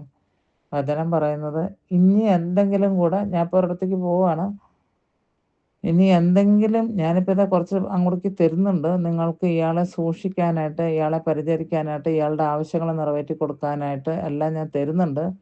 ഇനി അത് പോരാന്നുണ്ടെങ്കിൽ അറിയിച്ചാൽ മതി, ഞാൻ തിരിച്ച് വരും, ഇതിലേ വരുമ്പോൾ ഞാനതെല്ലാം കൂടെ നീ കണക്ക് പറഞ്ഞ് എന്നോട് മേടിച്ചോണം. ഞാൻ തരാം, ഞാനുണ്ട്. ഇവനവിടെ ഒരു പോക്ക് പോയി കിടക്കുകയാണ്. കാരണം ഇവന് തന്നെ എഴുന്നേക്കാൻ പോലും വയ്യാണ്ടാണ് കിടക്കുന്നത്. നീ നിന്റെ കഷ്ടത്തിൽ മുഴുകി മൂക്കോളം കുത്തി വീണിരിക്കുകയാണ് സഹോദര. പക്ഷെ കരുണയുടെ ഒരു രാജൻ വരുന്നുണ്ട്. ആ ദൈവത്തിൻ്റെ പേരാണ് ക്രിസ്തു രാജൻ, കരുണയുടെ രാജൻ. ജോസ്ഫിന കരുണയുടെ അപ്പോസ്തലൻ, എനിക്കിപ്പോൾ അങ്ങനെ പറയാൻ പറ്റുള്ളൂ. നിങ്ങളെങ്ങനെ വേണേലും എടുത്തോ. നമുക്ക് കരുണയാണെന്നുള്ളത് ഇപ്പോൾ മനസ്സിലായല്ലോ. നിങ്ങൾക്ക് നേരത്തെ അറിയാം. നിങ്ങൾക്കൊക്കെ എന്നെക്കാളും മുന്നേ നിങ്ങളെന്നെക്കാളും നല്ലതായിട്ട് അറിയുന്ന ആൾക്കാരും ബൈബിൾ വചനം മണിമണിയായിട്ട് പറയുന്നവരൊക്കെയാണ്. എങ്കിലും ഞാനിതിങ്ങനെ ഒന്ന് പറഞ്ഞു പഠിപ്പിച്ചോട്ടെ. നമുക്കൊരു 3 വരം, നമ്മൾ നിയോഗങ്ങളല്ല രാജാക്കന്മാരോട് പറയുന്നത്, നമ്മൾ വരമാണ് ചോദിക്കുന്നത്. കാരണം എന്താണ്? ഈ വരം എന്ന് പറഞ്ഞിട്ടുണ്ടെങ്കിൽ അതൊരു വരം ഇങ്ങോട്ട് തരികയാണ്.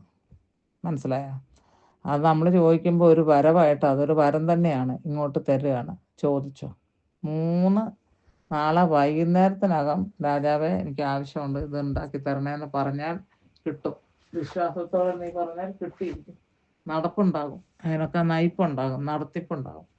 Hallelujah, hallelujah, hallelujah, hallelujah, hallelujah, hallelujah. ഈശോയെ, അങ്ങ് രാജാവാണെങ്കിൽ ഞാൻ അങ്ങേ അംഗീകരിക്കുന്ന രാജാവായിട്ട്, എൻ്റെ ജീവൻ്റെയും ആത്മാവിൻ്റെയും എല്ലാത്തിൻ്റെയും രാജാവായിട്ട് ഞാൻ അങ്ങേ ആരാധിക്കുന്നു, സ്തുതിക്കുന്നു, മഹത്വപ്പെടുന്നു. രാജകീയമായിട്ട് എൻ്റെ ഹൃദയത്തിലേക്ക് അങ്ങ് എഴുന്നള്ളി വന്നാൽ ഞാൻ അങ്ങേ സ്വീകരിക്കും. ഒന്നും ഒരുക്കങ്ങളില്ല ഈശോയെ. ക്രിസ്തുരാജൻ്റെ പെരുന്നാളാണെന്ന് പറഞ്ഞ് ഞങ്ങളൊന്നും ഒരുങ്ങിയില്ല ഈശോയെ. ഒരു പൂമത്ത് അങ്ങയ്ക്ക് വേണ്ടി എൻ്റെ ഹൃദയത്തിൽ ഒരുക്കേണ്ടതായിരുന്നു, ഒരുങ്ങിയില്ല ഈശോയെ. പക്ഷെ എന്നാലും അങ്ങ് വാ, എൻ്റെ ഹൃദയം തന്നെ ഞാൻ അങ്ങയ്ക്ക് തരാം. എൻ്റെ ആത്മാവിൽ അങ്ങ് കുടിക്കൊള്ളണമേ. അതങ്ങയുടേതാണെന്ന് ഞാനിപ്പോൾ പ്രതിജ്ഞ ചെയ്യുന്നു. എൻ്റെ ആത്മാവ് അങ്ങയുടേതാണ്. കാര്യം ഈ രാജകുമാരൻ വലിയ വില കൊടുത്ത് വീണ്ടെടുത്തതാണ്. ആ രാജാവിൻ്റെ ശരീരവും രക്തവും എനിക്ക് ഭക്ഷണപാനീയമായി തന്നതാണ്. അതുകൊണ്ട് ക്രിസ്തുവേ, അങ്ങേ ഞാൻ ഇന്ന് രാജാവായി എൻ്റെ ഹൃദയത്തിൽ ഏറ്റുവാങ്ങുന്നു. അങ്ങേക്കായി ഞാൻ എൻ്റെ ഹൃദയത്തെ ഒരുക്കുന്നു. അവിടെ അങ്ങ് മാത്രമേ വാണരുളാവൂ എന്നെനിക്ക് ആഗ്രഹമുണ്ട് ഈശോയെ.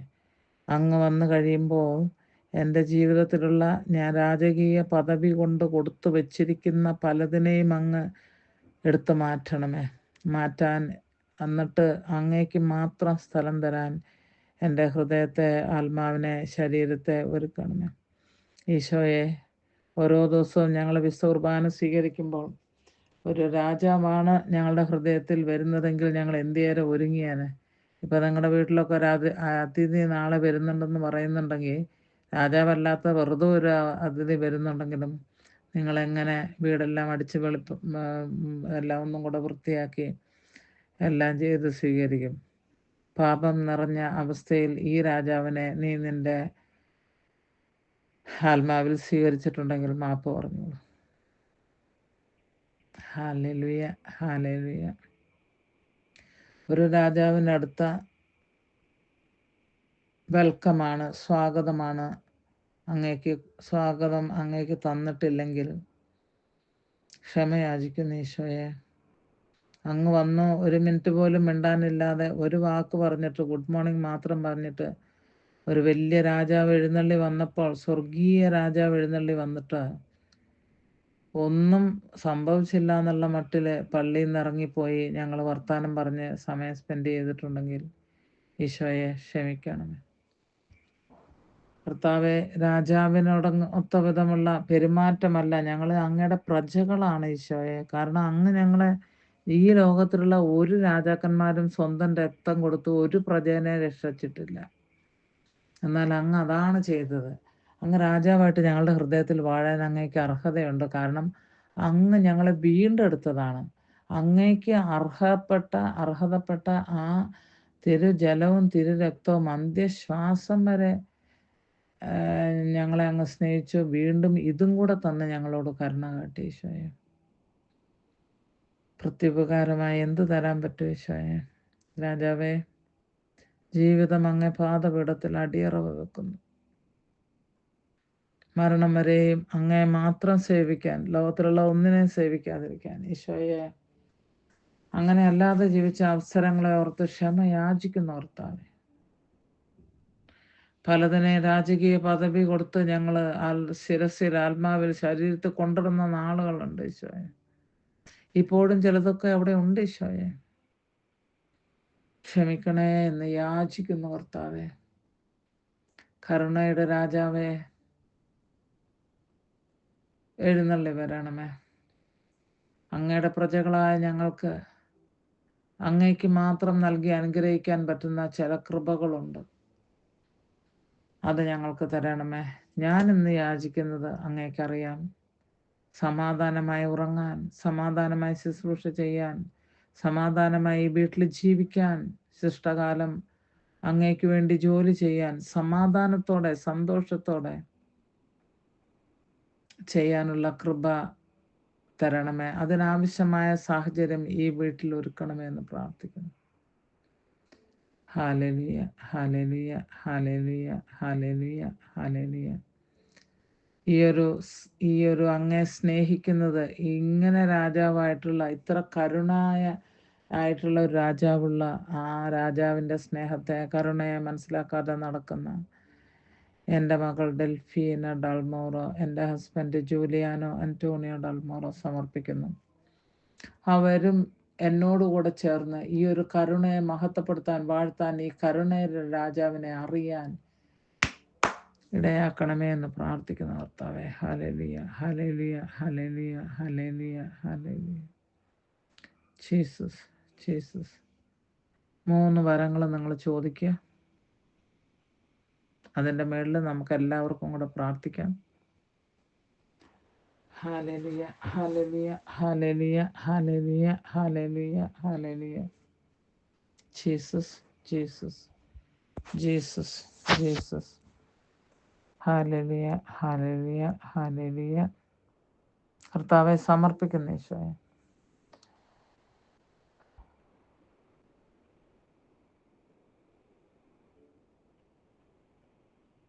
നിങ്ങളുടെ 3 വരങ്ങൾ ഒരു 2 മിനിറ്റ് എടുത്ത് ചോദിച്ചു.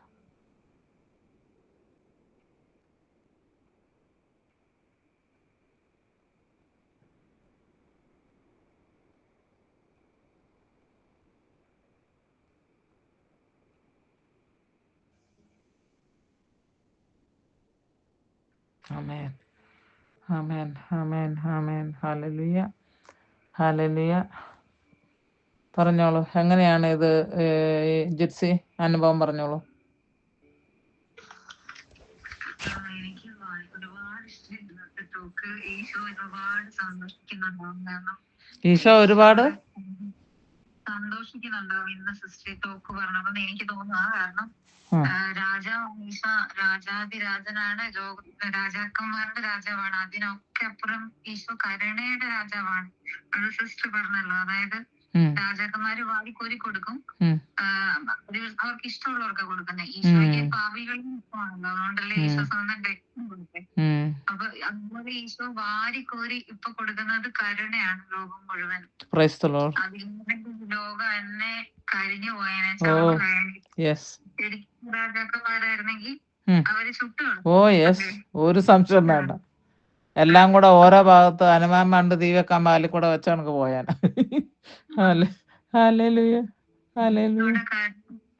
രാജാവിന് സദൃശ്യമായ കരുണ ഒന്നുകൊണ്ട് മാത്രമേ ഈ ലോകം ഇന്ന് ഇവിടെ നിൽക്കുന്നത്. ലോകത്തിൽ ഒഴിവാൻ വേണ്ടി നമുക്ക് പ്രാർത്ഥിക്കാം. ലേക്ക് എത്താൻ വേണ്ടി നമുക്ക് പ്രാർത്ഥിക്കാം. നമ്മൾ അതിനകത്ത് ഉപകരണമാക്കാൻ ഓരോരുത്തരും.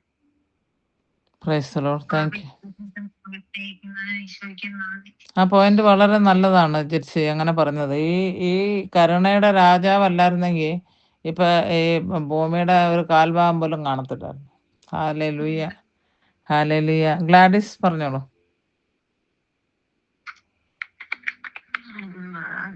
എനിക്ക് ഒരുപാട് ഇഷ്ടമായി ഈശോയെ ഒരു ക്വാളിറ്റി മാത്രം എടുത്ത് പറഞ്ഞോണ്ട് കരുണ എന്നുള്ള ക്വാളിറ്റിയുമായിട്ട് താരതമ്യപ്പെടുത്തിയപ്പോൾ ശരിയ കൽപ്പനകളെല്ലാം നമ്മൾ ലംഘിച്ചാലും ഒരുപാട് കൽപ്പനയുണ്ട്. ആ കൽപ്പന ലംഘിച്ചാലും നമുക്ക് കൽപ്പന ലംഘിച്ചാൽ ഇളച്ചു തരുന്ന കർത്താവ്. അതെ, praise the Lord. ഇത് മാത്രമല്ല ചേർത്ത് നമ്മളെ പിടിക്കുന്നു.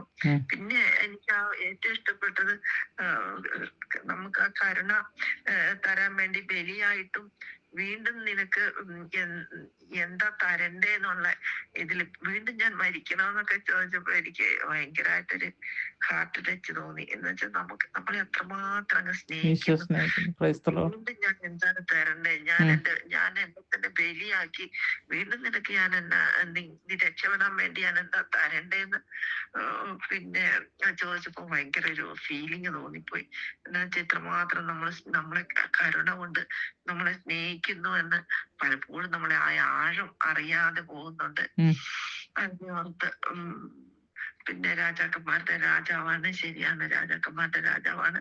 എന്നാലും എത്ര കൽപ്പന ലംഘിച്ചാലും ആ കരുണ നമുക്ക് ഇപ്പോഴും ഒഴുകിക്കൊണ്ടേയിരിക്കുന്നു. നമ്മളെ അകന്നു പോയാലും നമ്മളെ കരുണയോട് ചേർത്ത് പിടിക്കുന്നു എന്നൊക്കെ പറഞ്ഞപ്പോ ഭയങ്കര ഫീലിംഗ് തോന്നി. അത് സത്യം, ഞങ്ങളെ പരിശുദ്ധാത്മാവ് സ്പർശിച്ചിട്ടുണ്ട്. ഇനിയും പ്രാർത്ഥനയുടെ അതായത് സ്പോണ്ടേനിയസ് പ്രയറിൽ ദൈവം ഒത്തിരി വരങ്ങൾ തരുന്നുണ്ട്. നിങ്ങൾ already you are A perfect person. ആത്മാവ് വളരെ പ്യുവറായിട്ടുള്ള ഒരു ആത്മാവാണ് നിങ്ങൾ. പക്ഷേ പരിശുദ്ധാത്മാവിൻ്റെ ഒരു എന്താ പറയുന്ന ഒരു പോളിഷിങ് ഇനി ആവശ്യമുള്ളൂ. മനസ്സിലായോ? നമ്മൾ ഒരു വിധേയത്വം കാണിക്കുമ്പം ആ പരിശുദ്ധാത്മാവ് നമ്മളെ ആ പോയിന്റും വളരെ നല്ലതായിരുന്നു. ജെറ്റ്സി പറഞ്ഞതും അതുപോലെ തന്നെ പ്രൈസ് ദി ലോർഡ്. ആ ഒരു ആട്രിബ്യൂട്ട് എന്ന് വേണം പറയണം, നമുക്കൊരു വെർച്യു ജീസസിന്റെ, അത് കരുണ, മഹാകരുണ. Praise the lord. ഹല്ലേലൂയ. ആഴമേറിയ കരുണ. ബ്രിൻസി, കരുണയുടെ രാജാവായിട്ട് ഈശോനെ കാണിച്ചു തന്നപ്പോ അത് വലിയൊരു കാര്യമായിട്ട് തോന്നി. ഈശോയുടെ കരുണയുള്ളത് കൊണ്ട് മാത്രമാണ് നമ്മളൊക്കെ ഭൂമിയിൽ ജീവിക്കുന്നത്. അതോടൊപ്പം തന്നെ നമ്മുടെ മനസ്സില് ഇതുപോലെ രാജാവായിട്ട് ഈശോയ്ക്ക് പകരം വേറെ എന്തെങ്കിലും വെച്ചിട്ടുണ്ടോ എന്നൊന്ന് ആത്മശോധന നടത്തേണ്ടതും ഒരു ആവശ്യമായിട്ട് തോന്നി. പലപ്പോഴും ചിലപ്പോഴൊക്കെ നമ്മള് ലോകത്തിന് ഒന്നാം സ്ഥാനമൊക്കെ ചിലപ്പോഴൊക്കെ കൊടുത്തു പോയിട്ടുണ്ടെങ്കിൽ ഈ നിമിഷം മാപ്പ് ചോദിച്ചുകൊണ്ട് ഈശോയുടെ രാജ്യത്തിന് നമ്മളെ തന്നെ സമർപ്പിക്കുകയാണ്. എന്റെ മേല് ഈശോയെ എന്ന രാജാവ് മാത്രം മതി എനിക്ക് എന്നുള്ള അതിന്റെ കീഴില് അണിനിൽക്കുന്ന ഒരു പടയാളിനെ പോലെ ഈശ്വര കരുണയ്ക്ക് വേണ്ടിയിട്ട് ഈ ജീവിതം മുഴുവൻ സമർപ്പിക്കണോന്നൊരു പ്രാർത്ഥന ഈശ്വര കരങ്ങളിൽ കൊടുത്തു. നമുക്ക് എല്ലാവർക്കും ചേർന്ന് ഒരു പ്രതിഷ്ഠ പിന്നെ ചെയ്യാം. Price the Lord. ആരാണ്? സോഫി, പറഞ്ഞോളൂ. നല്ലൊരു ടോക്കായിട്ടുണ്ട്. രാജാതിരാജനാണെന്ന് വെച്ചാൽ കരുണയുണ്ട് വെച്ചാൽ കരുണയുടെ രാജാവായിട്ട് അങ്ങനെ അങ്ങോട്ട് ഇപ്പോഴാണ് ബോധ്യം കിട്ടിയത്. കരുണയുടെ രാജാവാന്നുള്ള എനിക്ക് പുള്ളിക്ക് ഏതെങ്കിലും രാജകീയ സ്ഥാനം ഉണ്ടെങ്കിൽ ഇതിനേ ഉള്ളു. ഇയാൾ മുൻപന്തിയില്ല. ഈ ഈശോ രാജാക്കന്മാരിൽ ഏറ്റവും മുൻപന്തിയിൽ ഈശോ ആയിരിക്കും. കരുണയുടെ രാജാവായിട്ടുള്ളൊരു ബോധ്യം നമുക്ക് ഇന്ന് കിട്ടിയപ്പോൾ വളരെ സന്തോഷം തോന്നി. പിന്നെ നമ്മൾ സിസ്റ്റർ പറഞ്ഞ പോലെ കുർബാന ആയിക്കൊള്ളുമ്പോൾ നമ്മൾ വീട്ടിൽ ഇപ്പൊ നാളെ ഞാൻ സിസ്റ്റർ വരുന്ന എന്തെല്ലാം ഒരുങ്ങി നാളെ സിസ്റ്റേഴ്സ് ഹോം വിസിറ്റിംഗ് എന്ന് പറഞ്ഞ പോലെ. പക്ഷെ നമ്മളൊരു ഈശോ സ്വീകരിക്കാൻ പോകുമ്പോ അത്രയങ്ങ് ഒരുങ്ങുന്നുണ്ടെങ്കിലും പക്ഷെ അത് അത്രയോ പല സമയങ്ങളും നമ്മൾ രാജാവ് വരേണ്ടത്ര ഒരുങ്ങുന്നില്ല അല്ലേ? അപ്പൊ അതങ്ങനെ പലപ്പോഴും നമ്മൾ ജീവിതം സ്വീകരിച്ചിട്ടുണ്ട്. അപ്പോൾ അതിനൊക്കെ നിങ്ങൾ മാപ്പ് പറയും. പിന്നെ മാപ്പ് പറയും. പിന്നെ അതുപോലെ തന്നെ നമ്മൾക്ക് വേണ്ടിയിട്ട് ഈശോ നമുക്ക് കരുണയ്ക്ക് ഒരു അർഹതയില്ല. പക്ഷെ എങ്കിലും പാപികളായി നമുക്ക് ഈശോയുടെ രക്തം കൊടുത്തിട്ട് നമുക്ക് വേണ്ടിയിട്ട് ദൈവം നമ്മൾ വീണ്ടെടുത്തുണ്ടല്ലോ. അതൊരു പ്രത്യേകതയല്ലേ. നമ്മളിപ്പോഴും കരുണയുടെ ഇത് കൊണ്ട് മാത്രമാണ് നമ്മൾ ജീവിച്ചിരിക്കുന്നത്. ലോകം തന്നെ അങ്ങനെയാണ് ഇരിക്കുന്നത്. ഇനിയും കരുണയിൽ നിന്ന് ഒരു നിമിഷം പോലെ അകന്നാടിയിരിക്കാനും മറ്റുള്ള ഈശോ കാണിക്കുന്ന കരുണ മറ്റുള്ളവരുടെ കരുണ കാണിക്കാന്നുള്ളൊരു ആശയം കൂടി എനിക്ക് തോന്നുന്നുണ്ട്. കാരണം ഈശോ നമ്മൾ സ്നേഹിക്കുന്ന പോലെ മറ്റുള്ളവരെ നമുക്ക് സ്നേഹിക്കാൻ പറ്റുന്നില്ല. പക്ഷെ ഇനി അങ്ങനെ സ്നേഹിക്കാനായിട്ടും ഈ ദേശത്താണ് എല്ലാവരുടെയും കരുണയെ പറ്റി പ്രചരിപ്പിക്കാനും ഇനിയുള്ള ജീവിതകാലം മുഴുവൻ അങ്ങനെ ഒരു തീരുമാനത്തിലെത്തിയിരിക്കും. മാപ്പ്. സോഫിയുടെ പോയിന്റ് എനിക്ക് ഇഷ്ടപ്പെട്ടത്, നമ്മൾ കരുണ അർഹിക്കുന്നില്ല, അർഹിക്കാത്ത കരുണ നൽകിക്കൊണ്ടാണ് ഈ രാജാവ്. നമുക്ക് അർഹതയില്ല, പക്ഷെ ഈ രാജാവ് അങ്ങ് കരുണ വർഷിക്കാൻ തന്നെ തീരുമാനിച്ചിരിക്കുക. Price the Lord. അത് ഏറ്റവും പാപിയായിട്ടുള്ളവർക്ക്, അന്ന് അല്ലെങ്കിലൊക്കെ ഞാനൊക്കെ ഏതവസ്ഥ പോയേനെ ആവോ. ദൈവം തമ്പുരാൻ നരകത്തിൽ പോയി വന്ന് എന്നെ നോക്കിക്കൊണ്ടയച്ചാൽ മതിയായിരുന്നു. ആമേൻ, ആമേൻ, ആമേൻ. അതൊരു നല്ല പോയിന്റ് തന്നെയാണ്. അർഹിക്കുന്നില്ല ശരിക്കും. ശരി തന്നെയാണത്. ആമേൻ. അല്ലേ? നല്ലൊരു ടോക്കായിരുന്നു. ഇതുവരെ കരുണയുടെ ഈശോ എന്ന് പറഞ്ഞിരുന്ന അത് ഇന്ന് കരുണയുടെ രാജാവായിട്ട് ഈശോയെ അത് പറഞ്ഞപ്പം അത് ശരിക്കും ഒരു രാജാവ് പറഞ്ഞപ്പോഴാണ്, സിസ്റ്റർ പറഞ്ഞപ്പോഴാണ് അതിനെപ്പറ്റി ചിന്തിച്ചതും. അത് ശരിക്കും സത്യമാണ്, രാജാവ് തന്നെയാണ്. പക്ഷെ നമ്മള് ആ സ്ഥാനം ഈശ്വരനെ സ്വീകരിച്ചപ്പോഴൊക്കെ രാജാവിന് കൊടുക്കേണ്ട ആ ബഹുമാനം അതിലൊന്നും കൊടുത്തിട്ടില്ല. പക്ഷെ അതിന് മുതൽ അങ്ങനെ കൊടുക്കണം. പക്ഷെ ഈശോയുടെ എനിക്ക് അർഹമായ സ്ഥാനം കൊടുക്കാതെ മറ്റു പലതിനായിരുന്നു ആ സ്ഥാനത്ത് പ്രതീക്ഷിച്ചു വെച്ചിരുന്നത്. പക്ഷെ അതൊക്കെ മാറ്റം. പിന്നെ അതുപോലെ സമരിയക്കാരന്റെ കഥ പറഞ്ഞപ്പം അത് പറഞ്ഞപ്പോ ഒരു പുതിയ ബോധ്യം കിട്ടി.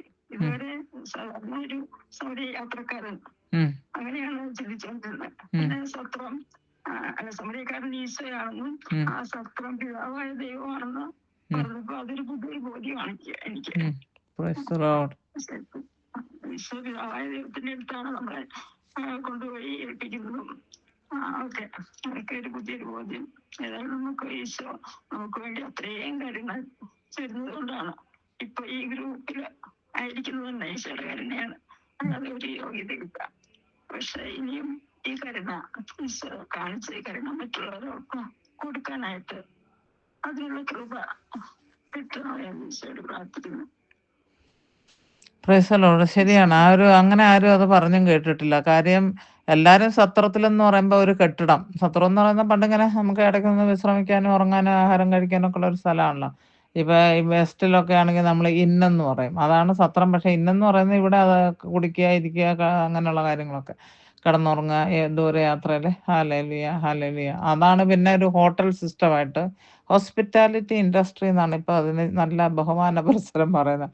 അപ്പൊ അതായിട്ട് മാറിയത്. അതിപ്പോ 5 സ്റ്റാറിലും ഉണ്ട്. ഇപ്പൊ ബുർജ് ഖാലിഫയിലൊക്കെ ഏതാണ്ട് സിംഗിൾ നൈറ്റിലേക്ക് 35,000-40,000 ഉണ്ടെന്നാണ്. എനിക്കറിയുന്ന ഒരാൾക്കാർ അവിടെ പോയി ഫാമിലി ആയിട്ട് 4 പിള്ളേരും ഭാര്യയും ഭർത്താവും കൂടെ 5 ദിവസത്തേക്ക് പോയി താമസിച്ചു.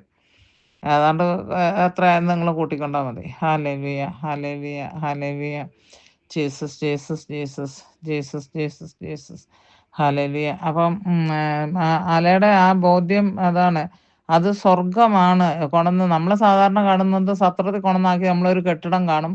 അവിടെ ഒരു റിസപ്ഷനിസ്റ്റ് ഉണ്ട്. ആ റിസപ്ഷനിസ്റ്റിന്റെ അടുത്ത് പറഞ്ഞു, നിങ്ങൾ ഈ മനുഷ്യന് ഒരു റൂം കൊടുക്കണം. പിന്നെ ഞാനിപ്പോൾ ഇവന്റെ റൂമിന്റെ ചാർജ് ഞാൻ അങ്ങോട്ട് തരികയാണ്, ബാക്കിയുള്ള ചാർജ് കൊടുക്കും. ഇതല്ല അതിന്റെ അർത്ഥം. പാലയ്ക്ക് അത് മനസ്സിലായല്ലോ അല്ലേ? ഇതല്ല. നമ്മളെ ഏറ്റിക്കൊണ്ട് പോയി കാൽച്ചോട്ടിൽ കൊണ്ടുവന്ന് വെച്ചത് പിതാവായ ദൈവത്തിന്റെ കാൽച്ചോട്ടിലാണ് കൊണ്ടുവന്ന് ഏർപ്പെടുത്തിയത്. എന്നിട്ടാണ് പറഞ്ഞത്, ഗ്ലാഡിസ് ആ പോയിന്റ് മനസ്സിലായി പറഞ്ഞത്, ഞാൻ ഒരു കുരിശുമരണം കഴിഞ്ഞു, ഇനി ഇവള് പാപിയാണ്, അല്ലെ ഇവൻ പാപിയാണ്, ഇനി ഒരു പ്രാവശ്യം കൂടെ അങ്ങനെ വിധിക്കുകയാണ്, ഇവളെ ഒരാളെ കരുണ കാണിക്കാൻ വേണ്ടിയിട്ട് രക്ഷിക്കാന്, ഈ മകനെ മകളെ ഞാൻ ഒന്നും കൂടെ കുരിശിൽ കയറാൻ തയ്യാറാണ് പിതാവേ എന്നാണ് ഈ അപ്പൻ അവിടെ പറഞ്ഞത്. അതാണ് കൊടുക്കാന്ന് പറഞ്ഞത്, അല്ലാണ്ട് നാണയത്തൊട്ടല്ല. മനസ്സിലായോ? ഞാൻ ഇനിയും കൊടുക്കാന്നാ പറഞ്ഞത്. അതായത് ഇനി രക്തം ചിന്താന്നാ പറഞ്ഞത്, ഇനി ശരീരം മുറിക്കപ്പെടാമെന്നാ പറഞ്ഞത്, മുറിയപ്പെടാൻ ഞാൻ തയ്യാറാണെന്നായി പറഞ്ഞത്. മനസ്സിലായോ അല്ലേ? അത് മനസ്സിലാക്കിയല്ലോ, ബോധ്യം കിട്ടിയല്ലോ അല്ലേ? Price the Lord. ഇനിയിപ്പോ ആരാ? സുജ കേറിയിരുന്നോ നേരത്തെ? എന്തോരം കേട്ടു? ഞാൻ കേട്ടത് അവസാനം കേട്ടത് നമ്മൾ എത്ര ഭാവിയായിരുന്നിട്ട് നമ്മളെ ചേർത്ത് പിടിക്കുന്ന ഒരു ഈശോയുടെ കാര്യമാണ്. പക്ഷെ ഈശോയെ രാജാതിരാജനാന്നുള്ളതിനെ കുറിച്ചുള്ള അങ്ങനെ ഒരു അറിവില്ലായിരുന്നു. അപ്പം ടോക്ക് കേട്ട് കഴിഞ്ഞപ്പോഴേ സിസ്റ്റർ ശരിക്കും ഈശോ ഞങ്ങളുടെ ദൈവമേ കർത്താവ് കരുണയുള്ള ദൈവമാണല്ലേ പറയുന്നത്. അപ്പം ഈശോയെ കൂടി ചേർത്ത് പിടിക്കാനും പിന്നെ നമ്മൾ വിശുദ്ധ ബലിയിലൊക്കെ പങ്കെടുക്കുമ്പോൾ ശരിക്കും ആ ഒരു മഹത്വം നമ്മൾ ഒരിക്കലും മനസ്സിലാക്കിയിട്ടില്ല. നമുക്ക് ഈശോയുടെ കാരണം പിടിക്കാനുള്ള ഒരു അർഹത നമുക്കില്ല സത്യത്തില്. നമ്മൾ ഒരു പള്ളിയിലൊക്കെ പോയി കഴിഞ്ഞാലും നേരത്തെ നമ്മൾ ഇവിടെയൊക്കെ ആണെങ്കിലും ഒരു ജീൻസ് ടോപ്പൊക്കെ ഇട്ട് പോകുമ്പോഴും നമ്മൾ തലയിൽ ഒരു ഷോള് ഒന്നും ഇടാതെയാണ് പോയിട്ടുള്ളത്. അപ്പൊ അതിനെ കുറിച്ചുള്ള ഒരു ബോധ്യം എന്ന് പറഞ്ഞാൽ ഞങ്ങൾക്ക് ഇതിനു മുമ്പ് ഇടുന്ന ഒരു വികാരിയച്ഛൻ ഇങ്ങനെ പറഞ്ഞു, ഞങ്ങൾ ഒരു കാരണവശാലും പള്ളിയിൽ ഇങ്ങനെ ഷോളില്ലാതെ പള്ളി വരാൻ പാടില്ലെന്ന് പറഞ്ഞുകൊണ്ട് അച്ഛൻ ഇങ്ങനെ ഷോള് വാങ്ങിച്ചുകൊണ്ട് വന്ന് വെഞ്ചിരിച്ച് ഇവിടെയുള്ള ആൾക്കാർക്ക് കൊടുത്തിട്ടുണ്ട്. അപ്പം അതാ ഒരു അനുഭവം പങ്കുവെച്ചത്. ഇന്ന് വരെ ഞാൻ ഷോളില്ലാതെ പള്ളിയിൽ പോയിട്ടില്ല. അപ്പൊ നമ്മള് ദൈവത്തോട് കാണിക്കുന്ന ഒരു ഭയങ്കര ഒരു എന്താ പറയുന്നത്, അപമാനം. ഒരു അപമാനമാണ് നമ്മളത് പള്ളിയിൽ പോകുമ്പോഴും അങ്ങനെ വിശുദ്ധ നമ്മൾ ഇല്ലാതെ പോയി ഈ കാണുന്ന കുർബാന കാണുന്നതൊക്കെ ഒരു തെറ്റായ ഒരു അതാണ് ഒരു രാജാവിന് ഒത്തവണ്ണമുള്ള വസ്ത്രധാരണം ചെയ്തുകൊണ്ട് അക്സെപ്റ്റബിൾ ആയിട്ടുള്ള ഒരു വസ്ത്രധാരണം ചെയ്തുകൊണ്ട് പോവുക. അതാണ് ബോധ്യം സുജയ്ക്ക് കിട്ടിയത് അല്ലേ? എല്ലാം നമ്മളിവിടെയൊക്കെ എന്താണെന്ന് വെച്ച് കഴിഞ്ഞാല് അറിയാലോ, ഇപ്പൊ ഇവിടെയൊക്കെ വിദേശ രാജ്യങ്ങളൊക്കെ എല്ലാവരും തന്നെ ഒരു പക്വത ഇല്ലാത്ത ഡ്രസ്സും ഒക്കെ ധരിച്ച് പള്ളിയിൽ വന്ന് നോക്കി അത് വൺ സൈഡഡ് സ്ലീവ് പോലും ഇല്ലാത്ത അങ്ങനെയുള്ള, അതായത് ഈ പാർട്ടി ഡ്രസ്സിങ് ഒക്കെ ചെയ്തുകൊണ്ട് പള്ളിയിൽ വരാറുണ്ട്. Price the Lord. അതപ്പോ ആ സുജയ്ക്ക് കിട്ടിയ ബോധ്യം അതാണ് അല്ലേ? നമ്മള് രാജാവ് ഒരു വസ്ത്രം പോലും ശരിക്കും ഇല്ലാതെ തന്നെയാണ് ഓരോരുത്തർ വന്ന് പള്ളിയിൽ വന്ന് വിശുദ്ധ ബലി വന്ന് കണ്ടു അവിടെ നിന്ന് വർത്താനം പറഞ്ഞു പോകുന്ന ഒരു രീതിയാണ് കാണുന്നത് മൊത്തം. വർത്താനം പറഞ്ഞിങ്ങനെ. അതെ അതെ അതെ. Price the Lord. അതിനെ കുറിച്ചൊക്കെ നമ്മൾ നേരത്തെ പറഞ്ഞിരുന്നു. അപ്പൊ സുജയ്ക്ക് ചെയ്തിട്ട് പോലും നമ്മളെ ഈശോയെ അങ്ങ് പൊതിഞ്ഞ് പിടിച്ച് നമ്മളെ സംരക്ഷിച്ച് നമ്മളെ എത്ര കരുണയോടെയാണ് ചേർത്ത് പിടിക്കുന്നത്. Price the Lord. ആ ഒരു ബോധ്യമാണ്. ദീപ്തി? എനിക്ക് തോക്ക് ഭയങ്കരമായിട്ട് ഉള്ളിൽ കൊണ്ട് സ്പർശിച്ചു വെച്ചാൽ ഞാൻ ഈശോനെ രാജാതിരാജനായിട്ട് കാണാറുണ്ട്. ഈശോനെ സ്വീകരിക്കുമ്പോൾ എന്റെ ഈശോയെ എന്റെ ഹൃദയത്തിൽ ചെയ്യുന്നത് രാജാവെ ഞാൻ അങ്ങേ ആരാധിക്കുന്നത് ഹുദിക്കുന്നു മാത്രപ്പെടുന്നു അങ്ങനെയൊക്കെ പറയാറുണ്ട് ഈശോനെ സ്വീകരിക്കുമ്പോൾ. പക്ഷെ ഇപ്പൊ കരുണയുടെ നാഥൻ അതുണ്ട്. പക്ഷെ കരുണയുടെ രാജാവ് എന്നുള്ള രീതിയിൽ ഞാൻ അതിനെ അങ്ങനെ ചിന്തിച്ചിട്ടില്ല. അങ്ങനെ ഇപ്പൊ ഈ ഒരു ശരിക്കും ഇപ്പൊ ഒരു ബോധത്തിലേക്ക് വന്നു. കരുണയുടെ രാജാവ്, കരുണ എപ്പോഴും ഒഴുക്കിക്കൊണ്ടിരിക്കുന്ന രാജാവ്. ഈ പറഞ്ഞ പോലെ ഭൂമിയിൽ ഞാൻ ചെയ്തുകൊടുക്കുന്ന ഈ പാപങ്ങളൊക്കെ നോക്കിക്കഴിഞ്ഞാൽ എനിക്ക് ജീവിക്കാനുള്ള അർഹതയില്ല, ആർക്കും ഇല്ല. ഈ ലോകം തന്നെ തീർച്ചയായിട്ടും. അപ്പൊ അവിടെ ഈശോ ഇങ്ങനെ ക്ഷമിച്ച് ഈശോ കരുണയോടെ കൈ രണ്ടും പിരിച്ചിങ്ങനെ ഈശോയുടെ കരുണ തെളിഞ്ഞുകൊണ്ടിരിക്കുക. എനിക്ക് ഈ 3 ദിവസത്തെ ഫാസ്റ്റിങ്ങിന്റെ കാര്യം പറഞ്ഞപ്പോ എനിക്കിവിടെ ഒരു ഫാസ്റ്റിംഗ് ധ്യാനം ഉണ്ടായിരുന്നു ഞങ്ങൾക്കിവിടെ. പക്ഷെ ഞങ്ങൾക്ക് മുമ്പ് ഞാൻ പങ്കെടുത്തപ്പോ അത് എന്നെ ശരിക്കും ഞാൻ അറിയാതെ തന്നെ അതിന് വേണ്ടി ഒരുക്കിണ്ടായിരുന്നു. നല്ല കുമ്പസാരം നടത്തി അങ്ങനെ ഒരുക്കി. അന്ന് ഞാൻ അന്ന് കണ്ണട ചെന്നപ്പോ ഞാൻ കണ്ണയുടെ ഈശോനെ കണ്ടത്. എനിക്ക് ശരിക്കും ആ റൈസ് ഇപ്പൊ വെള്ളയും ചുമപ്പ്, വെള്ള എന്ന് പറയുമ്പോ പച്ച നീല കളറിലാണ്, വെള്ളയും നീല, അതും രണ്ടും മിക്സ് ആയിട്ടാണ്. അതങ്ങനെ തോട്ടേക്ക് ഒരു വലിയ ഈശോനെ കണ്ട കാര്യം പറയുന്നത് കുറച്ച് നാളായി. പക്ഷെ എനിക്ക് അങ്ങനെ ഒരു കരുണയുടെ ഈശോനെ എനിക്ക് കിട്ടി, കാണാൻ കിട്ടിയിട്ടില്ല. അപ്പൊ ഈ രാജാവ് എന്നുള്ള രീതിയിലേക്ക് ഇപ്പൊ ചിന്തിക്കുമ്പോൾ എന്തേലും ഈശോ ഇത്രയും കരുണ ചോദിച്ചു എന്റെ പാവങ്ങളിൽ തന്നെ അത്രയും കഴുകിയെടുത്ത് എന്നെ ജീവിക്കാൻ ഇപ്പോഴും അനുഭവിക്കുന്നുണ്ട്. അതിന്റെ ആ രാജാവിനെ ഇപ്പോഴും ഞാൻ അത്രയും ആ രീതിയിൽ കാണുന്നുണ്ടോ? ഇപ്പോഴും പരാതിയും പരിഭവവും കുറവുകളും നോക്കിക്കൊണ്ട് ഇടയ്ക്ക് വിഷമിപ്പിക്കും. എനിക്ക് അപ്പോഴും വെറുപ്പില്ലല്ലോ ജീവിക്കാനുള്ള ചിന്തയിലേക്ക്. അതുപോലെ സിസ്റ്റർ പറഞ്ഞ സത്രത്തിന്റെ എനിക്കത് ഇപ്പോഴാണ് കേട്ടോ അത് അങ്ങനെ ഒരു കൺസെപ്റ്റിലേക്ക് അത് ചിന്ത ആ ഒരു ബോധ്യം കിട്ടിയത്. അല്ല, എനിക്ക് ഇപ്പോഴാ ബോധ്യം കിട്ടിയത്. അത് പറഞ്ഞ ഞാൻ നിങ്ങളെ കേട്ടപ്പോഴാണ് ഞാനും ആദ്യമായിട്ട് കേൾക്കുന്നത്. ശരിക്കും ഇപ്പൊ അത് ആഴത്തെയും ചിന്തിച്ചു കഴിഞ്ഞാൽ അതും ഒരു അനുഭവമാണ്. അങ്ങനെ ഇനി ഈശോ റെഡിയാണ് എത്രത്തോളം പറയുന്ന പോലെ പിശാച് വരെ ക്ഷമ ചോദിച്ച കർത്താവ് പിശാചിനെ തീർച്ചയായിട്ടും ഒരു സംശയം വേണ്ട. പറഞ്ഞ പോലെ അപ്പൊ ആ ഒരു കരുണയുടെ ഈശോനാണ് ശരി അത്രയും കൂതിയോട് സ്നേഹിക്കാനും അതുപോലെ ജീവിക്കാനും കൃപയ്ക്ക് വേണ്ടി പ്രാർത്ഥിക്കുന്നു. Price the Lord. മേഴ്സി പുത്തമ്പര. ഹൃദയത്തെ സ്പർശിച്ച് എല്ലാരും പറഞ്ഞ കരുണയുടെ രാജാവ് തന്നെയാണ് ശരിക്കും. ഞാനും കരുണയുടെ ഈശോ അങ്ങനെ രാജാവിന്റെ ഞാൻ പലപ്പോഴും കുർബാനയ്ക്ക് പോകുന്നത് ഇപ്പോഴാണ് ഓർക്കുന്നത്. അത്ര ഞാൻ രാജാവായിട്ടൊന്നും അങ്ങനത്തെ റെസ്പെക്ട് ഒത്തിരി കൊടുത്തിട്ടില്ല. എപ്പോഴും ഈശോയെ വരണം, ഈശോയെ സ്നേഹിക്കണം, അങ്ങനെ മാത്രമേ ഞാൻ പറയാറുണ്ടായിരുന്നുള്ളൂ. ഇപ്പോഴാണ് രാജാവാണ് എന്റെ ഹൃദയത്തിലേക്ക് വരുന്ന ആ ഒരു ബോധ്യം. അങ്ങനെയുള്ള റെസ്പെക്ട് ഒന്നും അങ്ങനത്തെ കൊടുത്തിട്ടില്ല. ആ ഒരു ബോധ്യം കിട്ടിയല്ലോ അല്ലേ, രാജാവ് തന്നെയാണ് ഈ വന്നെ. അതെ, രാജാവ് തന്നെ അത് ഈ പാപം നിറഞ്ഞ മനസ്സിലേക്കൊക്കെ വരാനായിട്ട് ഈശോയ്ക്ക് അങ്ങനെയൊന്നും പ്രിപ്പറേഷൻ ഒന്നും കൊടുത്തിട്ടില്ല. സിസ്റ്റർ പറഞ്ഞൊരു പൂമത്തി ഉണ്ടാക്കാനോ അങ്ങനെയൊന്നും നമ്മൾ സക്രാരി ഉണ്ടാക്കാനോ ഒന്നും ചുമ്മാ കുറച്ച് പ്രാർത്ഥിച്ചിട്ടങ്ങ് പോകും നമ്മുടെ ഇഷ്ടമല്ലേ. പക്ഷെ രാജാവിന് വേണ്ടതായ അല്ല, രാജാവ് വരുമ്പോ നമ്മള് നമ്മുടെ കാര്യം പറഞ്ഞേച്ച് അങ്ങ് പള്ളിയിൽ നിന്ന് ഇറങ്ങി പോവുകയല്ലേ. അല്ല, രാജാവിനെ നമ്മളോടൊന്നും നമ്മള് അതല്ല. അങ്ങനെ അതെ അങ്ങനത്തെ ഒരു ഇത്. പിന്നെ അതിപ്പം പറഞ്ഞ കരുണ മാത്രമാണ്. അല്ലെങ്കിൽ നമുക്ക് വേണ്ടിയിട്ട് സ്വർഗം വിട്ടിറങ്ങി ഇപ്പൊ ദൈവത്തിന് ഈശോയ്ക്ക് ഒരു കാര്യമില്ലല്ലോ, അതിന്റെ ഇഷ്ടം നിറവേറ്റാൻ വേണ്ടിയിട്ട് സ്വർഗം വിട്ടിറങ്ങി വിളക്ക് വേണ്ടി മാത്രം നമ്മൾ ഓരോ ബലിയിലും ഈശോ അങ്ങനെയല്ല ചെയ്തുകൊണ്ടിരിക്കുന്നത്. ഓരോ ബലിയും നമുക്ക് വേണ്ടി അർപ്പിച്ചുകൊണ്ടിരിക്കുകയില്ല. നമ്മുടെ ഒരു ദിവ്യകാരുണ്യമായിട്ട് നമ്മുടെ കൂടെ എപ്പോഴും ഉണ്ടല്ലോ. അത് ശരിക്കും കരുണ കൊണ്ട് മാത്രം ജീവിക്കുന്നത്. പിന്നെ സിസ്റ്റർ പറഞ്ഞ അതും എനിക്ക് എല്ലാവരും പറഞ്ഞ ഒരു ബോധ്യമാണ്. എനിക്ക് ഇന്ന് കിട്ടിയ ഒരു പുതിയ അറിവായിരുന്നു അത്. സമരിയാക്കാരന്റെ ഞാൻ എപ്പോഴും വിചാരിച്ചോളെ സമരിയ നമ്മളും അതുപോലെ അയൽക്കാരനെ നമ്മളതുപോലെ സ്നേഹിക്കണം, അങ്ങനെ ആര് പോയാലും നമ്മൾ ഈശോയെ പോലെ മറ്റുള്ളവരെ അതുപോലെ കാണണം എന്നുള്ള ഇതായിരുന്നു. പക്ഷെ അത് ഈശോയാണ് നമുക്ക് വേണ്ടിയിട്ട് മുറിവ് നമ്മൾ പാപിയും ജീവൻ ഇല്ലാത്ത നമ്മളെ കൊണ്ടുപോയി ദൈവത്തിന്റെ സത്രമായ സ്വർഗത്തെ കൊണ്ട് നമുക്ക് വേണ്ടിയിട്ട് കുരിശ് മരിച്ച് നമ്മളെ കൊണ്ടുപോയി ഇരുത്തി എന്നുള്ളൊരു ബോധ്യം കിട്ടിയത്. അങ്ങനെ ഒരു ബോധ്യം കിട്ടുന്നുണ്ട്. ചോക്കായിരുന്നു എന്താണെന്നുണ്ട്.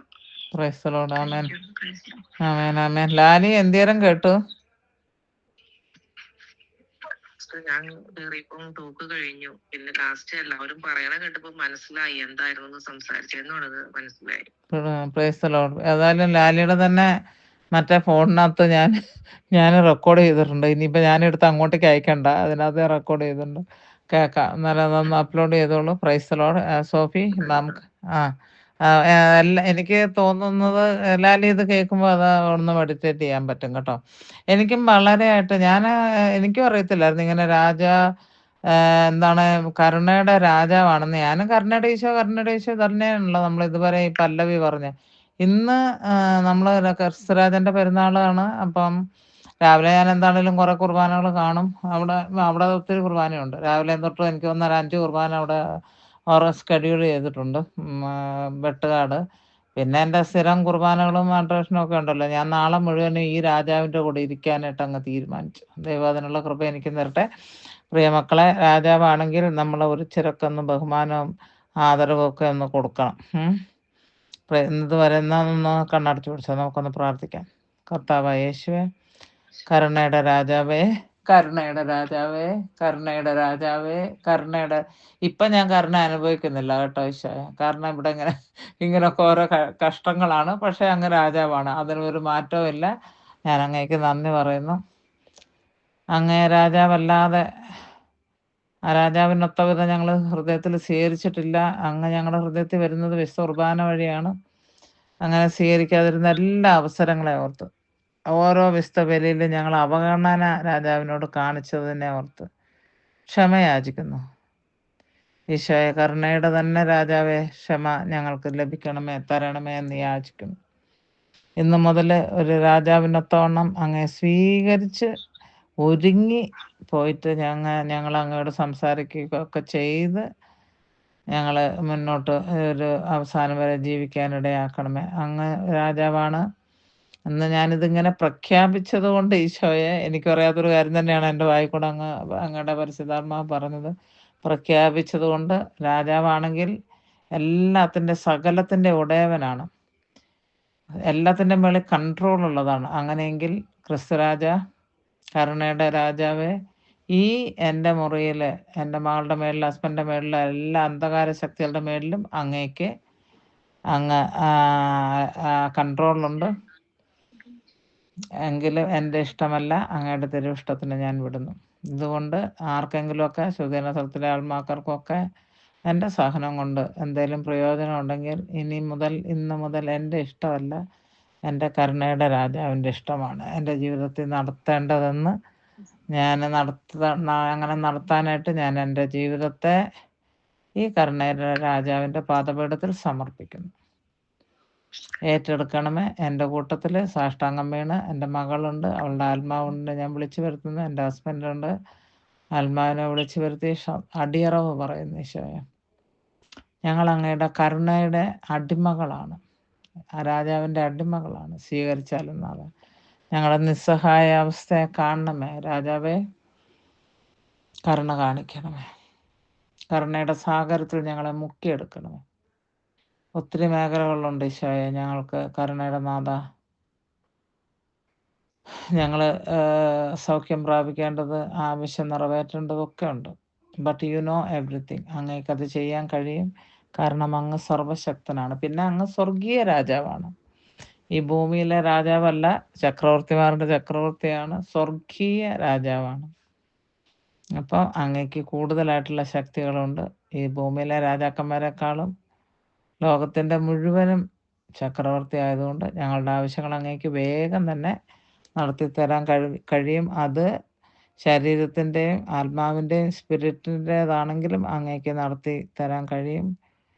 അതിനെ ഓർത്ത് അങ്ങേക്ക് അങ്ങിൽ വിശ്വസിക്കുകയും അങ്ങേക്ക് നന്ദി പറയുകയും ചെയ്യുന്നു. പിതാവിൻ്റെയും പുത്രൻ്റെയും പരിശുദ്ധാത്മാവിൻ്റെയും നാമത്തിൽ ആമേൻ. Happy feast of Christ the King to you, Jesus, and happy feast of Christ the King to all of you. Okay, ഇനി നമുക്ക് സോഫിനെ പിടിച്ചോ. സോഫി എന്തി എടുത്തോ, ബാക്കിയുള്ള കാര്യങ്ങൾ വേഗം തന്നെ ചെയ്തോ. ആമേൻ. ഓ, അത് പോയോ? ഒന്നും കിട്ടിയില്ല. സുജ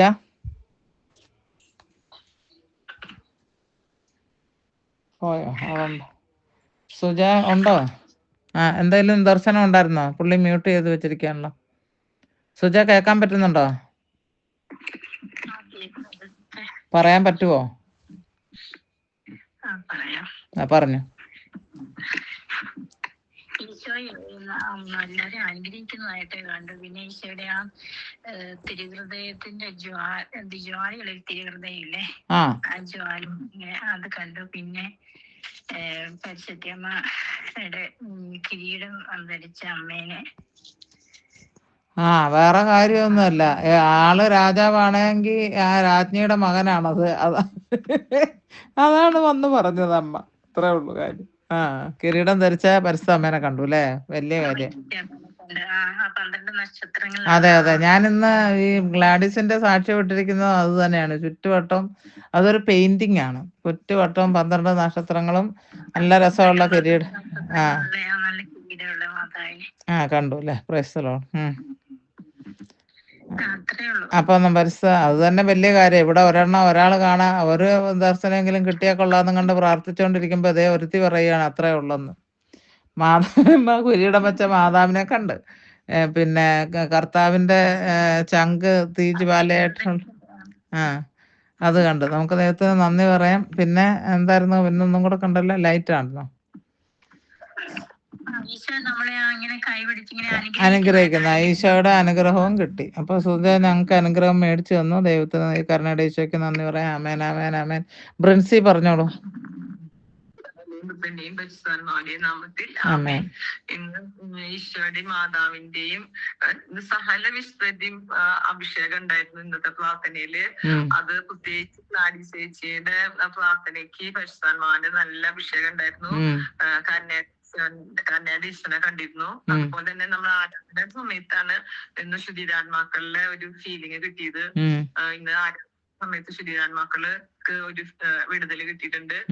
പിന്നെ നമ്മുടെ കന്യയുടെ കൊന്ത ചെല്ലുന്ന സമയത്ത് കന്യയുടെ ഈശോ നമ്മളെ ബ്ലസ് ചെയ്യുന്നുണ്ട്. പിന്നെ ഒരു കാർ ഓടിക്കണോരോട് ഒരു ചെറിയൊരു അപകടം പോലെ കണ്ടു, പക്ഷെ അവർക്കൊന്നും പരിക്കൊന്നും പറ്റണമെന്നില്ല. അപ്പൊ ഒന്ന് സൂക്ഷിക്കാൻ ഒരു മെസ്സേജ് കിട്ടിയിട്ടുണ്ടായിരുന്നു. ഈ ഗ്രൂപ്പിലുള്ള ആരെങ്കിലും ആണോ കാർ ഓടിക്കുന്നത്? അങ്ങനെയല്ല, ഒരു വൈറ്റ് കാറാണ് കണ്ടത്. അപ്പൊ സൂക്ഷിക്കാൻ. അപകടമൊന്നും ഒരു ആക്സിഡന്റ് കണ്ടു, പക്ഷെ ആർക്കും അപകടമൊന്നും പറ്റണമെന്നില്ല. നമുക്ക് സമർപ്പിച്ച് പ്രാർത്ഥിക്കാം. എല്ലാവരും ആ കാറിന്റെ മേലിലോട്ട്, ആരുടെങ്കിലും ആട്ടെ, കാറിന്റെ മേലിലോട്ട് കൈ ഉയർത്തുക.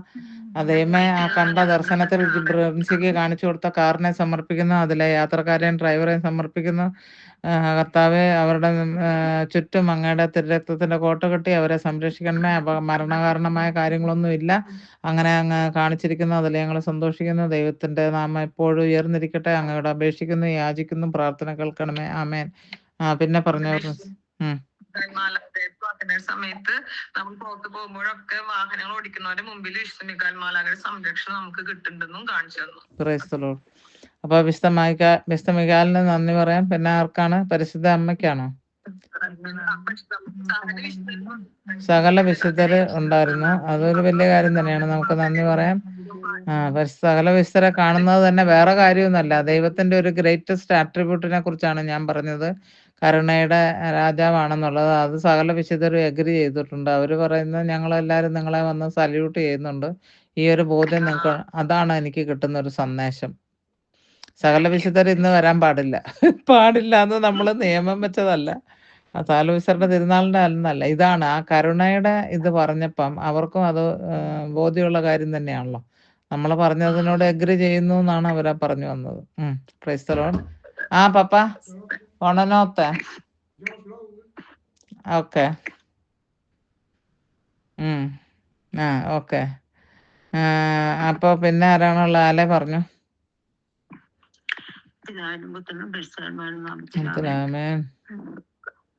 കരുണയുടെ ഈശോയും മാതാവുമാണ് ഇന്ന് ആദ്യം ഉണ്ടായിരുന്നത്. പിന്നെ മികാലിന്റെ സാന്നിധ്യം ഉണ്ടായിരുന്നു. പിന്നെ പരിശുദ്ധാത്മാവിന്റെ ശക്തമായ സാന്നിധ്യം ക്രിസ്തുവിന്റെ ടോക്കിന്റെ സമയത്തും അതുപോലെ ഗ്ലാഡിസിന്റെ പ്രാർത്ഥനയുടെ സമയത്തും ഉണ്ടായിരുന്നു. പിന്നെ ആരാധനയുടെ സമയത്ത് തിരുവോസ്തിയില് റെഡ് കളറായിട്ട് കാണുന്നിടത്ത് ഈശോയുടെ തിരുമുഖം, അതാണ് രക്തം പൊതിഞ്ഞിരിക്കുന്ന ആ തിരുമുഖമാണ്. ഞാനിങ്ങനെ നോക്കുമ്പോഴൊക്കെ എനിക്ക് അതാണ് കാണുന്നത്. പിന്നെ വന്ദന പ്രാർത്ഥന ചെല്ലിയ സമയത്ത് ഇങ്ങനെ ഒത്തിരി ആത്മാക്കളെ സ്വർഗത്തിലേക്ക് കയറി പോകുന്നത് കണ്ടു. കരുണ കൊണ്ട് ചെല്ലിയ സമയത്ത് ക്രിസ്തുരാജന്റെ ആ രൂപം, തലയിൽ ഇങ്ങനെ കിരീടമൊക്കെ വെച്ചിരിക്കുന്ന നമ്മള് സാധാരണയുള്ള ആ രൂപം, രണ്ട് മാലാഖമാര് രണ്ട് സൈഡിലും രണ്ട് മാലാഖമാരും ഉണ്ട്. ക്രിസ്തുരാജന്റെ പെരുന്നാളിനെ കുറിച്ച് 2-3 വർഷം മുന്നേ ഉള്ള ഒരു ടോക്ക് ഞാൻ ഇട്ടിരുന്നു. ആർക്കെങ്കിലും അത് കിട്ടുകയാണെങ്കിൽ, നിങ്ങളാരും കണ്ടു കാണത്തില്ല. ക്രിസ്തുരാജൻ സിംഹാസനത്തിൽ എഴുന്നള്ളിയിരിക്കുന്ന ഒരു ഫോട്ടോയോട് കൂടെയാണ്. ആരെങ്കിലും ഒന്ന് കണ്ടുപിടിക്കുകയാണെങ്കിൽ നാളത്തേക്ക് എടുത്തിട്ടോളൂ. ആൾക്കാർ 2 ഗ്രൂപ്പിലും ആൾക്കാർ കാണട്ടെ. ഹല്ലേലൂയ. പിന്നെ അപ്പൊ നമ്മള് വിശുദ്ധ മികാലിന് നന്ദി പറയാം, പരിശുദ്ധാത്മാവിന് നന്ദി പറയാം, പരിശുദ്ധ അമ്മയ്ക്കും ഈശോയ്ക്കും നന്ദി പറയാം, ഈശോയുടെ തിരുമുഖത്തോട് നന്ദി പറയാം, തിരുരക്തത്തോട് നന്ദി പറയാം. ആമേൻ, ആമേൻ, ആമേൻ. ഇന്ന് ആരാണ്? അതെ, നമ്മുടെ സോഫി ഇന്ന് ഇവരെ ഒന്ന് അനുഗ്രഹിച്ച് പ്രാർത്ഥിച്ചോളൂ. ആത്മാവിൽ നിറഞ്ഞ് പ്രാർത്ഥിച്ചോണ്ടാ മതി. അവസാനത്തെ പ്രാർത്ഥനയായിരിക്കും അത്. സോഫിയുടെ അവസാനത്തെ അല്ല, അതായത് ഇന്നത്തെ ലാസ്റ്റ് പ്രയർ അവസാനിപ്പിക്കുന്നത് അങ്ങനെയായിരിക്കും. ഓക്കെ, പ്രാർത്ഥിച്ചു. നാമത്തിൽ ആമേൻ. അങ്ങയുടെ തിരുമുഖത്ത് നിന്നൊക്കെ ഞാൻ പ്രാർത്ഥിക്കുന്നു കർത്താവേ. ഈ കൂടിയിരിക്കുന്ന എല്ലാവരുടെയും എല്ലാം ആൺപഴത്തിലുള്ള കൈകൾ കൊണ്ട് അവരെ തുടരണമേ, സ്പർശിക്കണമേ. അവിടെ നിയോഗങ്ങളെ തുടരണമേ, അവിടെ വഴിയാത്രകളെ സഹായിക്കണമേ കർത്താവേ. യേശുവിന്റെ തിരുവത്തത്താൽ പുതിയ സൂക്ഷിക്കണമേ കർത്താവേ. സംവിധാന്മാരൊക്കെ കാവലായിരിക്കണമേ. എല്ലാ അപകടങ്ങളിലും അവരെ കാത്തുകൊള്ളണമേ കർത്താവേ. ഞങ്ങൾ സഞ്ചരിക്കുന്ന വഴികളിലെ, ജോലി ചെയ്യുന്ന സ്ഥലങ്ങളിലെ, എവിടെയെല്ലാം ഞങ്ങളായിരിക്കുന്ന എവിടെങ്ങളിലെല്ലാം എന്റെ തിരുവത്തത്തിന്റെ സംരക്ഷണം, വിശ്രമിക്കാന്മാരുടെ സംരക്ഷണം ഉണ്ടാകുന്ന പ്രാർത്ഥിക്കുന്നു കർത്താവേ. അനുഗ്രഹിക്കണമേ കർത്താവേ. ആമേൻ. കർത്താവേ, ഞാൻ എൻ്റെ കരുത്തെ മക്കളുടെ നേരെ നീട്ടുന്നു. വരാമാവുന്ന സകല ആപത്തിൽ നിന്നും, പീഡമരണങ്ങളിൽ നിന്നും, മാരക രോഗങ്ങളിൽ നിന്നും ഞങ്ങളെ സംരക്ഷിക്കുമാറാകണമേ എന്ന് പ്രാർത്ഥിക്കുന്നു. ആമേൻ, ആമേൻ, ആമേൻ. എൻ്റെ മുറിയിൽ ഏതോ ഒരു ശബ്ദം കേട്ടു, എന്താണെന്ന് മനസ്സിലായില്ല. പുള്ളിക്കാരൻ പോയി കിടക്കാനായിട്ട്. ഹല്ലേയ, ഹല്ലേയ, ഹല്ലേയ. കേട്ടതൊക്കെ കേൾക്കട്ടെ അല്ലേ. ഹല്ലേയ, ഹല്ലേയ, ഹല്ലേയ. അങ്ങനെയാണെങ്കിൽ എല്ലാവരും നാളെ രാജാവിൻ്റെ കൂടെയാണെന്നുള്ള ഒരു ബോധ്യത്തിൽ അങ്ങ് നടന്നു. അപ്പോൾ എല്ലാവർക്കും ഈ ശംശയ്ക്ക് സ്തുതിയായിരിക്കട്ടെ. ഇന്ന് കുറെ പേരൊക്കെ, ഇന്ന് ഒത്തിരി പേര് വന്നിട്ടുണ്ട് അല്ലേ. ഇന്നലെ നമ്മൾ ഒത്തിരിയും കുറവായിരുന്നു ആൾക്കാർ. സിജിയൊന്നും ഉണ്ടാവില്ല എന്ന് പറഞ്ഞിരുന്നല്ലോ. മേഴ്സി രാജാവിൻ്റെ ഒരിക്കൽ പ്രാർത്ഥിച്ച് എനിക്ക് ഉത്തരം മേടിച്ച് തന്നാണോ? ഓക്കെ. ഇല്ലെങ്കിൽ സമരം ഇരിക്കാം.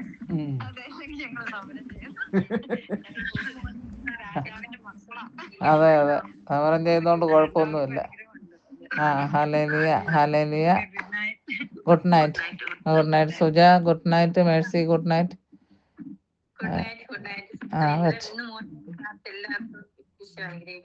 ആമേൻ, amen. Deepthi bye. Lali, Lali free ആണോ അതോ പള്ളി പോകാനാണോ? ഇപ്പം ഫ്രീ ആണ്.